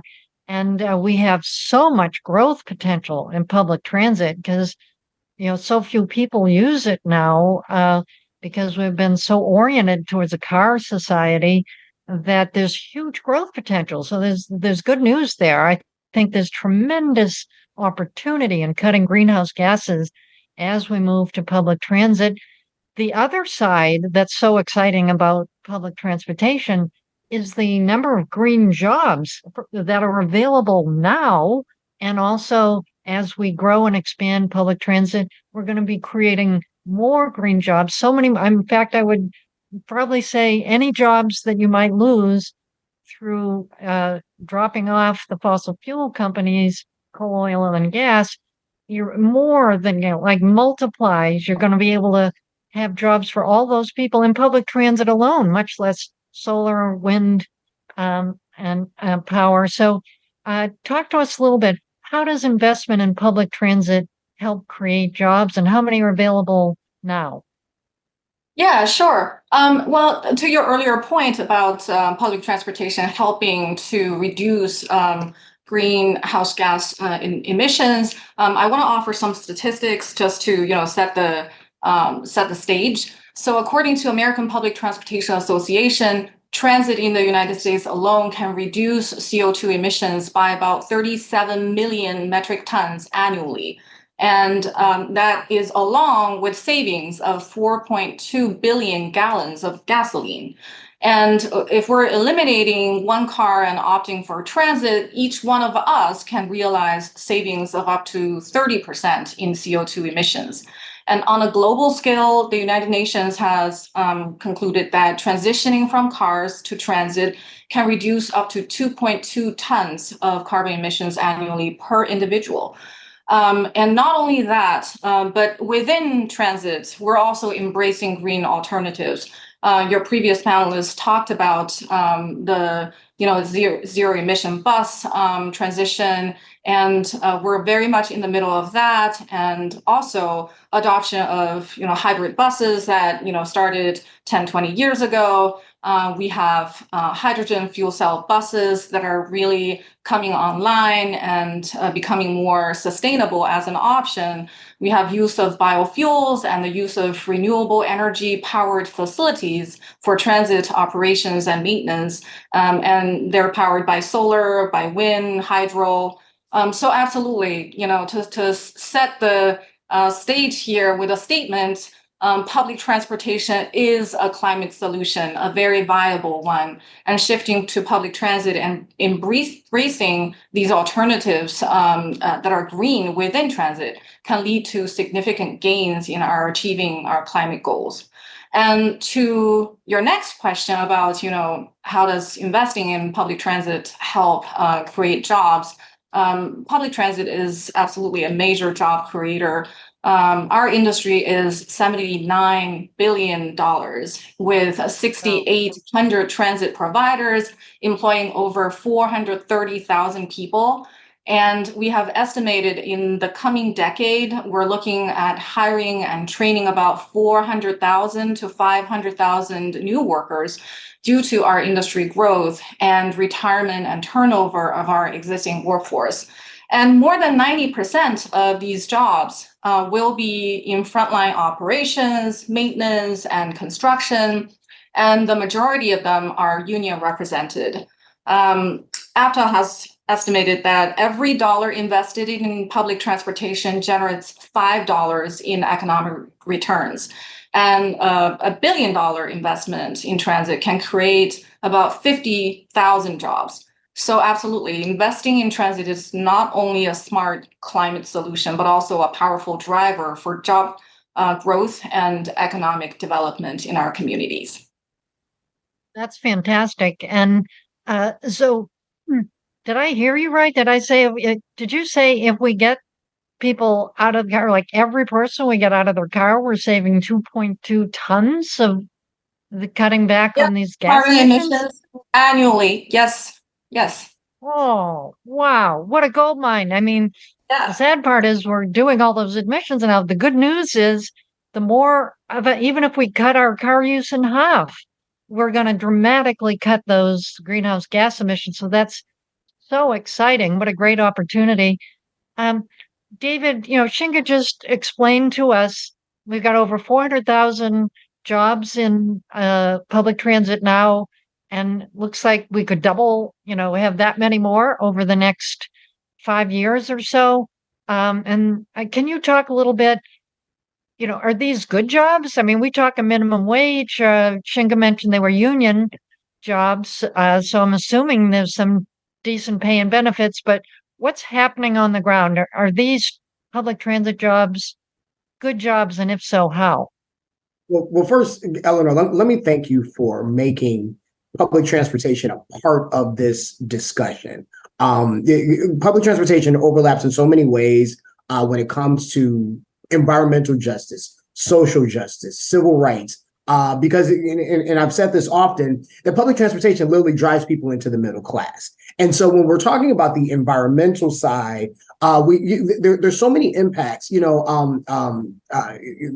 that air quality is an issue, especially when it comes to urban environments and things of that. So a lot of times people that are of lower income or in historically disenfranchised communities are on the low end of taking advantage of the opportunities that confronting these environmental issues takes. So yes, having jobs is also a great opportunity for people to be able to sustain themselves, getting into the middle class, getting into these good jobs. And yes, they are very good jobs across the country. Of course, there's not one, because you've got literally thousands of public transit agencies across the country. But the fact of the matter is that, especially in those jobs that are represented by labor unions, these are good jobs that have benefits and sustainability that raises the level of raises the quality of life for so many people. So it's really exciting. And also, and I always point this out, is that before green jobs was a thing, or even the term was coined, public transportation was the original green job. It was decreasing the air pollution, getting people out of those cars into mass transportation, decreasing that traffic, all those things. So, this is an exciting time. And when we talk about green jobs, we have to talk about public transportation because there's so many great opportunities for it. Yeah, fantastic. And one of the other things that I'm struck by these great green jobs in public transit is that, they're accessible to maybe lower income, lower middle class people who never got a college degree. Like, how many of these jobs require a college degree? What kind of training do people need to get these good jobs in transit? And where can they get that training? Well, I mean, generally speaking, having a higher education degree is not going to be a prerequisite in order to get these jobs. And that's one of the great things about public transportation, is that a lot of the training is available as you are getting the job. There's some places where you may need to come in for the CDL. And then there's some places that could actually do that training for you. It's going to vary from system to system. But the fact of the matter is that if you are able to get that CDL, or you are able to get that training, then you can get in, and the transportation agency will guide you through the process of what it takes to be that great bus operator, to be that great mechanic, technician, whatever it is on the front line. So so we know having a higher education is important, for our society, but that's not the job for everyone. And we can still have great opportunities with great jobs that pay great wages and offer great benefits, so that you can be of an asset to your community. And so many of those jobs are available through public transportation. So it's really exciting, and it's something that that more people ought to take advantage of, because public transportation, much the same as being a post office worker, being a firefighter, being a police officer, it's essential to having a good and safe community. And so, we need more people in those jobs, because it is the future. Yeah, fantastic. And part of what I love with the public transit jobs is, first of all, there's a lot of jobs right now. So if you need a job, you know somebody who needs a job, you're a mayor of a city with, you're looking for jobs for your people in your community, check out public transit. I mean, there's just so much right now that they're looking for workers, and the growth that Xinge mentioned, hundreds of thousands of green jobs coming available in public transit over the next 5 years. It's really exciting. Um, so Eleanor, this is for both. Go ahead, David. let me just be perfectly honest, and this is not hyperbole. Just about every transit agency in this country is looking for workers. So yes, the opportunities are literally all around us right now. Fantastic. And David, while I've got your ear here, you worked in Capitol Hill here, where we're broadcasting from today. You know how government works, and you think that way. What policies or ideas by public officials could be implemented to expand public transit's popularity, its use, and the jobs that they create? What should government leaders be doing right now? Well, the short of it is that we need more and not less. And and I'm not speaking specifically about finances, although that's important. But disinvesting from public transportation is just, it's not helpful. It's not helpful for what we're trying to do when it comes to environmental justice, but also to the expansion of making public transportation available, especially in the communities that need it the most. So we need focused investment in the expansion and the reliability of public transportation. And it's great that we had the bipartisan infrastructure bill that has encouraged a lot of that investment. But now we have to make sure that our elected leaders are committed to investing that money so that we can have great, thriving public transportation systems. And once we have a great and thriving public transportation system, it then creates more jobs and more opportunities, and it drives more people onto using the service, so that there are more people that are going to be working into those systems. So we need a commitment from our elected leaders to invest and to make and to sustain the systems that we have so that they can grow and expand and be more reliable. Yeah, I think that sounds great. More investment in public transit. And just a reminder to our friends in government, yes, we want to build the infrastructure, build the buses, build the trains and the systems, and always remember to include funding in that for the workforce, for the people working in it, for the training for them, training for safety, training for use of the technology, to not forget that it's people that are powering this whole system. So, well said. All right, we're moving to our Q&A part of the conversation now. I've got a question that's been coming in here. Is the vision of an accessible cross-country high-speed railway possible, and how can we encourage the funding and development of such a project? David or Xinge, who wants to take that? I can start off with that. I want this term. You'll believe it when you see it, right? And so, if we can wrap our minds around being committed to that type of investment, of course, it's possible. It exists throughout Europe, throughout Asia. And we can do that here as well. Not sure how close in the short term it could be, but the opportunities, the jobs that it will create, the improvement to the environment and our air quality would be amazing. So yes, absolutely, I believe that it can be done. But again, like I said, with the policies, we need elected officials and policymakers that are committed to imagining public transportation being bigger and greater than it's ever been before. Clearly, we can do that. Our country is full of those stories, and this could be another one in that direction. Right, and I've heard the statistic. I haven't chased it down yet, but I've heard that it's only 2% of the transit in the country is public transportation. But if it's anything even close to that, I will do some research and check that out.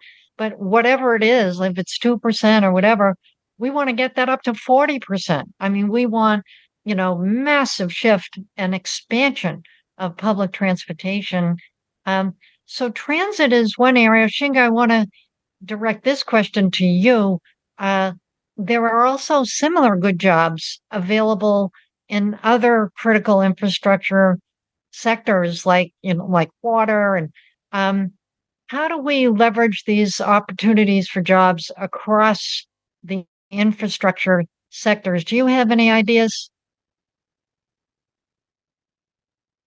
Yes, great. I remembered to unmute myself before talking, but so you're absolutely right. There are indeed a lot of similarities in especially entry-level jobs in these critical infrastructure sectors. And we're talking about public transit, highway construction and maintenance, water and wastewater management, local utility companies, and currently, the infrastructure sector employs about 16.6 million workers nationally. So it's a super sector, if you will.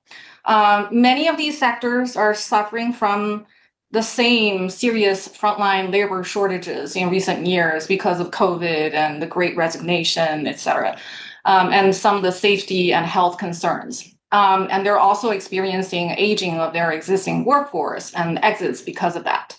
So they all need to build a pipeline for new workers. And these are all local jobs rooted in the communities that cannot be outsourced overseas. And most of these occupations have, as we mentioned, for transit jobs, low entry requirements that doesn't really require a bachelor's degree or sometimes not even associate degrees, but they require extensive on-the-job knowledge and skills. And they offer well-paying and middle-class job opportunities.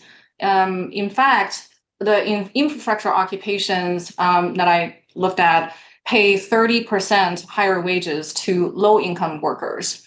And that is not found in many industries. However, many of the skilled positions are predominantly male at this time. The current statistics is 90% of the infrastructure jobs are held by men. Wow. So many of these sectors are trying to recruit and retain a more diverse workforce, getting people to apply for the so-called non-traditional jobs and providing training and mentorship for their success. And we see collaborations like the Infrastructure Academy in DC or Transportation School in Los Angeles. And these can help create a labor pool with that foundation skill that cut across various infrastructure sectors. And the sectoral approach can be facilitated through partnerships with community colleges and technical schools, and they can offer relevant coursework and partner with employers in the region with these hiring needs for on-the-job learning opportunities. And in this way, we can often target more towards getting people to apply for the non-traditional jobs and make the introduction of these career opportunities and provide the basic training to enter into these careers. Terrific. And I know that's some of the work that you and David do at the Transportation Learning Center for Public Transit is amazing work to recruit and train and ways to retain the public transit workers. So thank you for that great work. So we have a question here for David. David, what can be done to ensure that historically disenfranchised communities can be part of the job opportunities that are available in public transit? Well, thank you so much for that question. By and large, those that use public transportation, especially in urban and low income communities, public transportation is an essential part of making sure that people are able to be mobile in those communities. And those are the people that should have the opportunity to take advantage of some of these jobs. But we have to be deliberate in our recruitment in order to make that happen. And quite frankly, doing a traditional now hiring campaign on your website without doing any direct outreach to these communities, that is how you don't include the people that need those jobs the most. So we've got to be deliberate in that. That means going into community centers, into churches, into even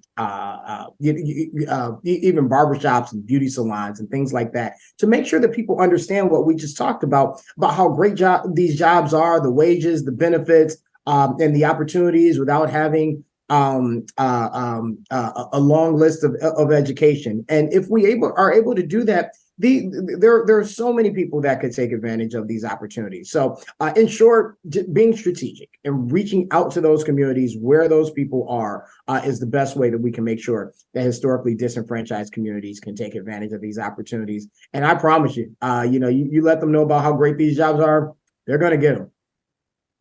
Fantastic. Thanks for that. And I'm inviting Gil Friend back to the stage. And while Gil is coming up, just want to thank you both for the important work you're doing. And we've got a question here that I don't know if you can answer, but will artificial intelligence play a role in public transit in the future? How does this affect the jobs? For example, self-driving buses, and noting that there are a lot of risks that we're seeing with these self-driving vehicles from Tesla and elsewhere. Do either of you want to take that? I think Xinge's looking at me. You don't have to. Why don't you start us We have off? other ones. I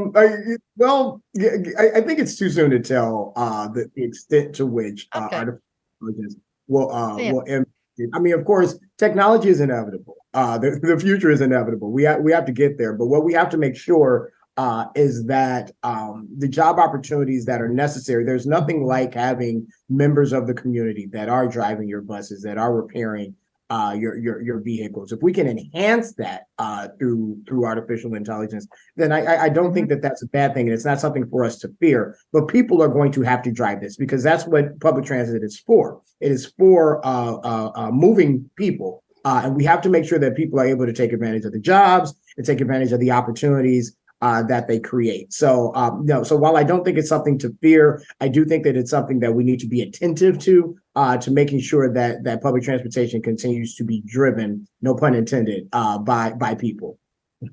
Right, exactly. And I want to connect this conversation back to what we were saying before, which is some of these fossil fuel companies are trying to tell us that going to clean green energy is a job killer. When in fact, yes, of course, we'll lose some jobs there, but we're going to create many more jobs through the clean green energy economy. Public transit is one example of that, which needs a lot of expansion. And to the extent jobs are lost in the fossil fuel companies, people in those jobs now could get training. It doesn't have to be, high school kids coming out of high school. It can be mid-career shift, that there are trainings available for people mid-career. They can leave the fossil fuel companies and move in. So this is what we call the just transition to a clean green economy, right? Yeah, absolutely. And I'll mention new technologies have, basically been applied and implemented over many, many years. We're talking about, 100 years. And every time a new technology is being, adopted and we make that transition, there's always the risk of displacing certain workers and, basically reducing their quality of life because of potential loss of wages. But I think we are fully aware of that, and we're going to continue to reach out to our stakeholders and including our represented workforce and our labor partners, and make sure that the transition into currently zero emission buses and in the future possible part of automated transit will actually be just for our existing workforce. And we make that transition with the intentional effort to make sure our workers are not left behind. They're trained up to these new skills, and they may be transitioned into somewhat newer positions. And along the way, their safety and health is improved. So yeah, definitely, that's part of our effort as well nationally. That's right. And well, you're right, Xinge, to say historically this happens all the time. So we used to have the horse and buggy, and then along comes the car. So people who were in the horse and buggy industry, boom, out of business, but boom, big new industry of cars creating millions of jobs. So, these shifts do happen, and we're Americans, we're creative, we can make the most of this, and it could be tremendously exciting. And I should say those jobs are going to be healthier because you're not getting the toxic fumes. So, terrific. Well, that's the end of our public transit session. I just really want to thank you both, Xinge Wang, David Stephen. Thank you so much for the work you do and helping to make sure that our public transportation has the people it needs to drive it, that they're well trained, they're trained in safety, they're getting good jobs. You're working in transit systems all over the country, New York City to California, and all over the place. So you're doing terrific work. I really thank you. It's only going to get bigger and better as we need for the clean, green economy ahead. So thank you both so very much for being with us today. Thank you, Eleanor. Thank you. Really appreciate it. Bye.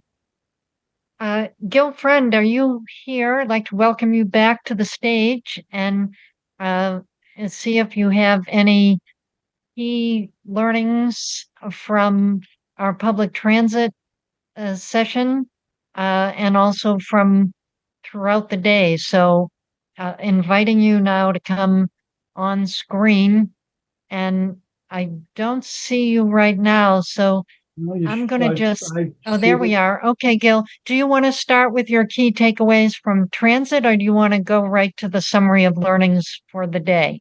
Well, how much time do we have left, Eleanor? We're about 7 minutes? We have 15 minutes. Oh, okay. Well, yeah, let me start with the public transit piece. And I'm sorry I wasn't able to talk with them directly. I think it was valuable to have the reminder both of the significant scale of transportation in the greenhouse gas mix and the role of public transportation. What surprised me was the scale of the job opportunities that are available, hundreds of thousands of jobs, and what David said, that almost every transit agency in the country is looking for people right now. So that's important for people to know. And if this doesn't apply to you watching us today, you may know people who would like to know that. So please share that information in your networks and communities. When we were building the climate action plan for Palo Alto, which Mark Jacobson referenced before, our initial focus was on the Palo Alto utility, municipal utility, providing electricity and natural gas to everybody in the city. And job number one was taking that whole enterprise renewable. But as we did the analysis of the carbon footprint of the city, we discovered that 74% of the city's emissions came from transportation. Most of that from people commuting to work in Palo Alto. So there's a very different order of challenge that there is there. What do you do about that? How do you provide transit alternatives? How do you provide electrification alternatives so people who need to drive can drive with electric vehicles? How do you do the kind of planning and land use decisions so that people don't have to drive or don't have to commute? How do you build a walkable city that has less transportation demand? So those are some of the things that I think of in that conversation. And I think a big challenge, and I would love to hear more from these folks at another time, is how do we, transit's not just a matter of technology and a matter of jobs, it's a matter of convenience for the riders. how to make transit the preferred solutions. It has to be clean. It has to be safe. It has to be accessible. Routes need to be nearby where people live and work. Service needs to be frequent. If it's not those things, people don't use it as much because it's not convenient. And we know this can be done because we see this done in cities all over Europe and in Asia and in many cities in the United States, but not as the universal. So that has to be part of the formula there. And I think that takes us back to the conversation we've been having throughout the day about the future that we want, designing for the future that we want, and designing as a key word. I'm very struck overall by this whole conversation about what a contrast it is with the doom and gloom that we get most of the time in most of the news, even from climate campaigners who understandably, and I'm not going to argue that this is wrong, but a lot of the messaging is about we're in real trouble. It's going to be terrible. We got to do stuff. That's part of the story. The other part of the story is that we can do stuff. We know what to do. We know it works. Here it is. Here's examples of it's working. Don't take my word for it. Look on the ground. Look at South Dakota. Look at Vermont. Look at Iowa, not just at California. So that's been a theme throughout the story. We have the solutions. We need them faster. We need to get beyond predatory delay into an aggressive program. In 1942, after the attack on Pearl Harbor, the entire United States economy turned on a dime in 9 months. Went from peacetime production to wartime production in 9 months. Why? Because we had to. Well, what if we had to do something parallel to that now? What if it wasn't just, let's do this by 2050 or 2070 or 2040? What if we had to do it now? At least as a design exercise, it might be interesting for governments, communities, NGOs, businesses to think about, if we had to, how quickly could we move? What would that take? What do we need to know? What are the trade-offs? And I think, even if you're still going to live in the reality of current infrastructure, current budgets, current political political constellations, it's worth taking some time in various groups and even in mixed groups of people who disagree with each other, apparently, to think about what might that look like and what might that take. I was very grateful for Rebecca Solnit's reminder that we, in the context of thinking about hope, that we not confuse emotions with analysis. We have emotions. We're human beings. We can do analysis. And she observed that we can't know the future. Of course, we can't know the future because we're actually making the future in the moment. We create the future by our thoughts and our actions and the conversations that we have with each other and the requests and promises we make to each other. Rebecca also said that if we look back at the past is full of surprises, unprecedented changes happening unprecedentedly fast, ahead of schedule. And that's a reminder that that's what the future will likely be like too. It will be full of surprises. And we are laying the groundwork for that future in the present. And so there's our task. Mark Jacobson, with more data than anybody could possibly want, is showing us that the transition to 100% renewable energy is happening blazingly fast. Wind, water, solar, WWS is the acronym that he's using. In analyses of countries around the world and states and cities, the possibility is clear. And news to me is how fast the uptake is, the number of countries that are already at nearly 100% renewable, which I hadn't realized. And so this is moving quickly. The energy analysis he offered is compelling. The economic analysis was incredibly compelling. $62 trillion to fund the transition sounds like a big number. But one of the challenges with all this transitional work is that people tend to say, oh, that costs a lot of money. But, when a company is deciding to build a new factory, they don't say it costs a lot of money.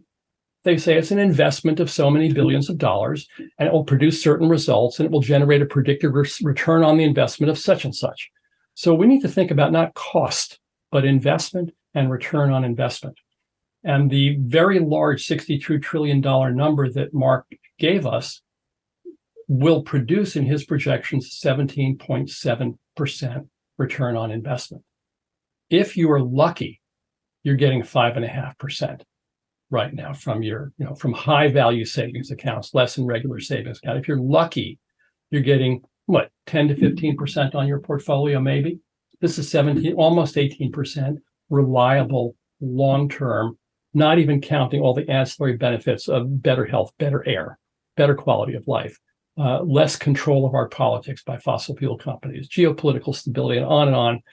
It's a compelling investment. We dare not make it. If I were a shareholder in a company that had that kind of investment choice and didn't make it, I would bring suit for violation of fiduciary duty to shareholders. We're wasting my money by not making good, compelling, reliable investments. I spoke a bit about the transit conversation, and I'll say just one thing that sort of ripples through all of this, and I'm back to Rebecca Solnit for this, who said that as we consider the pace of change, the slowness and the unpredictability of how change happens, she quoted a wildlife biologist friend of hers who says, "I'm not just looking at the migration of species, I'm looking at the migration of ideas." And we're witnessing the migration of ideas through the society, ideas that were frankly crazy 30 years ago, that everybody knew made no sense. Well, now everybody knows they make sense. And that's a gradual process. It's an invisible process. You can't snap your fingers and have it happen tomorrow, but that's the work that we're all doing. Sharing these ideas, sharing these examples, working in the places where we can, to not just move things on the ground, but to move the conversations and what we take for granted in the conversations and what we hope for and what we're willing to ask of each other, and very pointedly to ask of the companies that we buy things from, and to ask of the elected officials who represent us at state and federal and local levels. So this is an invitation, I think, for everybody, wherever you are, to be active, do what you can with what you have, don't settle, keep on migrating those ideas. Fantastic. That's just a brilliant summary, Gil. Thank you so much for that. And I'm circling back to the beginning of this conversation, and I identified some key solutions to the climate crisis. And the number one was, educate and take on the climate deniers who say going green is too expensive, too hard, costs too many jobs. Every one of our solutionaries today really kind of blew that out of the water. I mean, you were talking about your work with companies when they move towards greater sustainability, they're seeing massive opportunity. I love the example you gave, the company where you showed them a pathway to greater sustainability and they were working out the figures and found out the money they're going to make from moving towards sustainability would be more than the total revenue currently of that company. So, boom, this is a great business and job opportunity, as well as essential for the survival of our species and our planet. So, and then we had Mark talking about Mark Jacobson. He's got the plans. We want to move to clean, green energy. He's got the plans for all 50 states, lots of the country, cities. Boom. Here's the plan. We're doing it. Some countries are already all the way there. So it's not that hard. We just need to choose to do it. And then we have about the job issue, Xinge and David from the Transportation Learning Center talking about the jobs currently available in public transit, green jobs. People can go to work now, over 400,000 jobs there. And those jobs are going to double over the next 5 years. And that's just with the current projections. If we actually invested more in public transit to help more people get out of vehicles and into public transit, those jobs are going to be even more so. So I think we have really... And that's just transit. When we think about the overall energy transition, as we said before, there are already more jobs in the renewable energy industry in the United States than in the fossil fuel industry. Guess which industry is growing fast and which industry is not? Exactly right. So I think we have here today demolished the climate deniers' smoke screens that they're putting up to us. And I loved what Rebecca Solnit was saying, where, we've kind of got this mindset, which I think there's a little push to make us think this way, that we're in abundance now. And if we move towards the green economy, it's going to be austerity and we're going to give things up. And what she said was, look, we're kind of in austerity now with the toxins we're spewing out, and we need to move away from that. And there's the abundance as we move to a clean green economy, cleaner air, we get cleaner water, and we get the job creation. People are going to be healthier, feel better. And so I think, we're moving forward in a way to create the country and the world we want. As you've been talking about, focus on what we want. We can do that in a way we're not, what we're giving up is largely what we should be giving up is we don't want to be, polluting our own nest here. So we can make this transition to clean energy, and we're in the process now. It seems to me like a horse race. We've got the fossil fuel industry still there, still pushing, and at the same time, we're talking about I think it was last year, the more investment in renewable energy last year than in the fossil fuel industry. So we're kind of hitting it. Almost double, 70% more investment in renewables than in fossil fuel. Almost double, my goodness. There you go. So we're making the transition. We're making it, I think, more rapidly than is seen. And I think in part because, as you say, we tend to focus on the problem and the crisis as opposed to, hey, here's what's working, what we're already doing. So I think I think this has been a fantastic conversation. I think it's what we need. As you said at the top of your summary, so many of the conversations tend to be negative and downcast of how dangerous our predicament is. And yes, it's very challenging for sure. But the good news is there's all these solutions out there. You, Xinge, David, Rebecca, these fabulous solutions and many more solutionaries out there working hard to create the world we want. And we just want to put more wind under your wings. And that's what we're trying to do with this Solution Summit. So I really appreciate you being here. Gil Friend, amazing work. And unless you have something pressing to say, I kind of want to move to my close for the day. I'm just going to thank you for including me in this, and thank you for putting this on and the days to come. Thank you so much. Thank you, Gil Friend. So we have 3 more days available in the Solutions Summit. This Thursday, we have a whole program with solutionaries talking about how we can broaden prosperity. How can more people share in the great wealth of this country? And then on next Tuesday, we're talking about solutions in health. Shocking for me to find out that the majority of Americans are experiencing some kind of chronic illness or health problem. Why is that? We're going to go upstream. What's the root causes of that illness? And what are the transformational system-wide shifts that we can move to help people be healthier, faster, cheaper?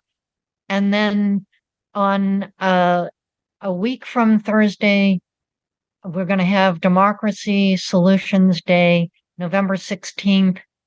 Strengthening our democracy. There's a very real threat in our country right now of authoritarianism. We have real challenges from up to local, state, and national level. We're going to have some of the best people in the country, our solutionaries for strengthening our democracy, next Thursday, November 16th. All those programs will be running from 12 to 2:30 p.m. Eastern Time, as is this program here. So sign up for the other 3 programs. Please invite your friends. The more, the merrier. And we have been asked, yes, I'll be writing a report from the Solution Summit. It'll be available after all the summits are done, and I have a chance to pull them all together. We are recording each one of these 4 days of solutionaries, and our hope is to edit them down if we can raise enough money to get the highlights of the videos and make them available for people who couldn't be here, or if you were here, it's such a rich conversation, you may want to revisit it. So that's it for today. And before we sign off, I just want to say this has been a long time dream of mine to share these wonderful solutionaries and the problems for our country, the solutions we can have for them, and the people already working on them. I'm so thrilled to my toes to be able to share this with you today. And I could not have done this without a big team of people helping at every step of the way. And I want to thank the team right now. And if it's possible for any of you to come on screen, please do. Development Director Tracy Gary, Technology Advisor Gayatri Bala, my number one Executive Advisor Janae Wallach, the Executive Assistant and Program Producer Maggie Liu, our wonderful tech team led by Brad Perkins of Better Planet Media with Devin Lally here in the U.S. House, our wonderful social media coordinator, Lila Bala Ladd, our chat monitor, Maisie, come on up on screen. Maisie Leifer, she can come. She's right here with me at the U.S. House. And also with me here, Judith Kowalski. Come on up. Our U.S. House manager on site, Judith Kowalski, who's been incredible, strong support, and advisors Pat Ewing and Sarah Wilson. Thanks to Representative Jim McGovern, who invited us here to broadcast from the House, and his wonderful staffer, Bella Ito. And a thanks to all our speakers, solutionaries, donors, sponsors. Thank you, thank you, thank you. And thanks to all of you listening. It's going to take all of us to make the shifts we need. And I want to give a shout out and a thanks to all solutionaries in the emerging solutions movement, working to create a better America and a better world. Together, we can solve all of these problems and we'll be better off for it. So this is Eleanor LeCain from Solutions Summit 2023 signing off. Thank you all so very, very much.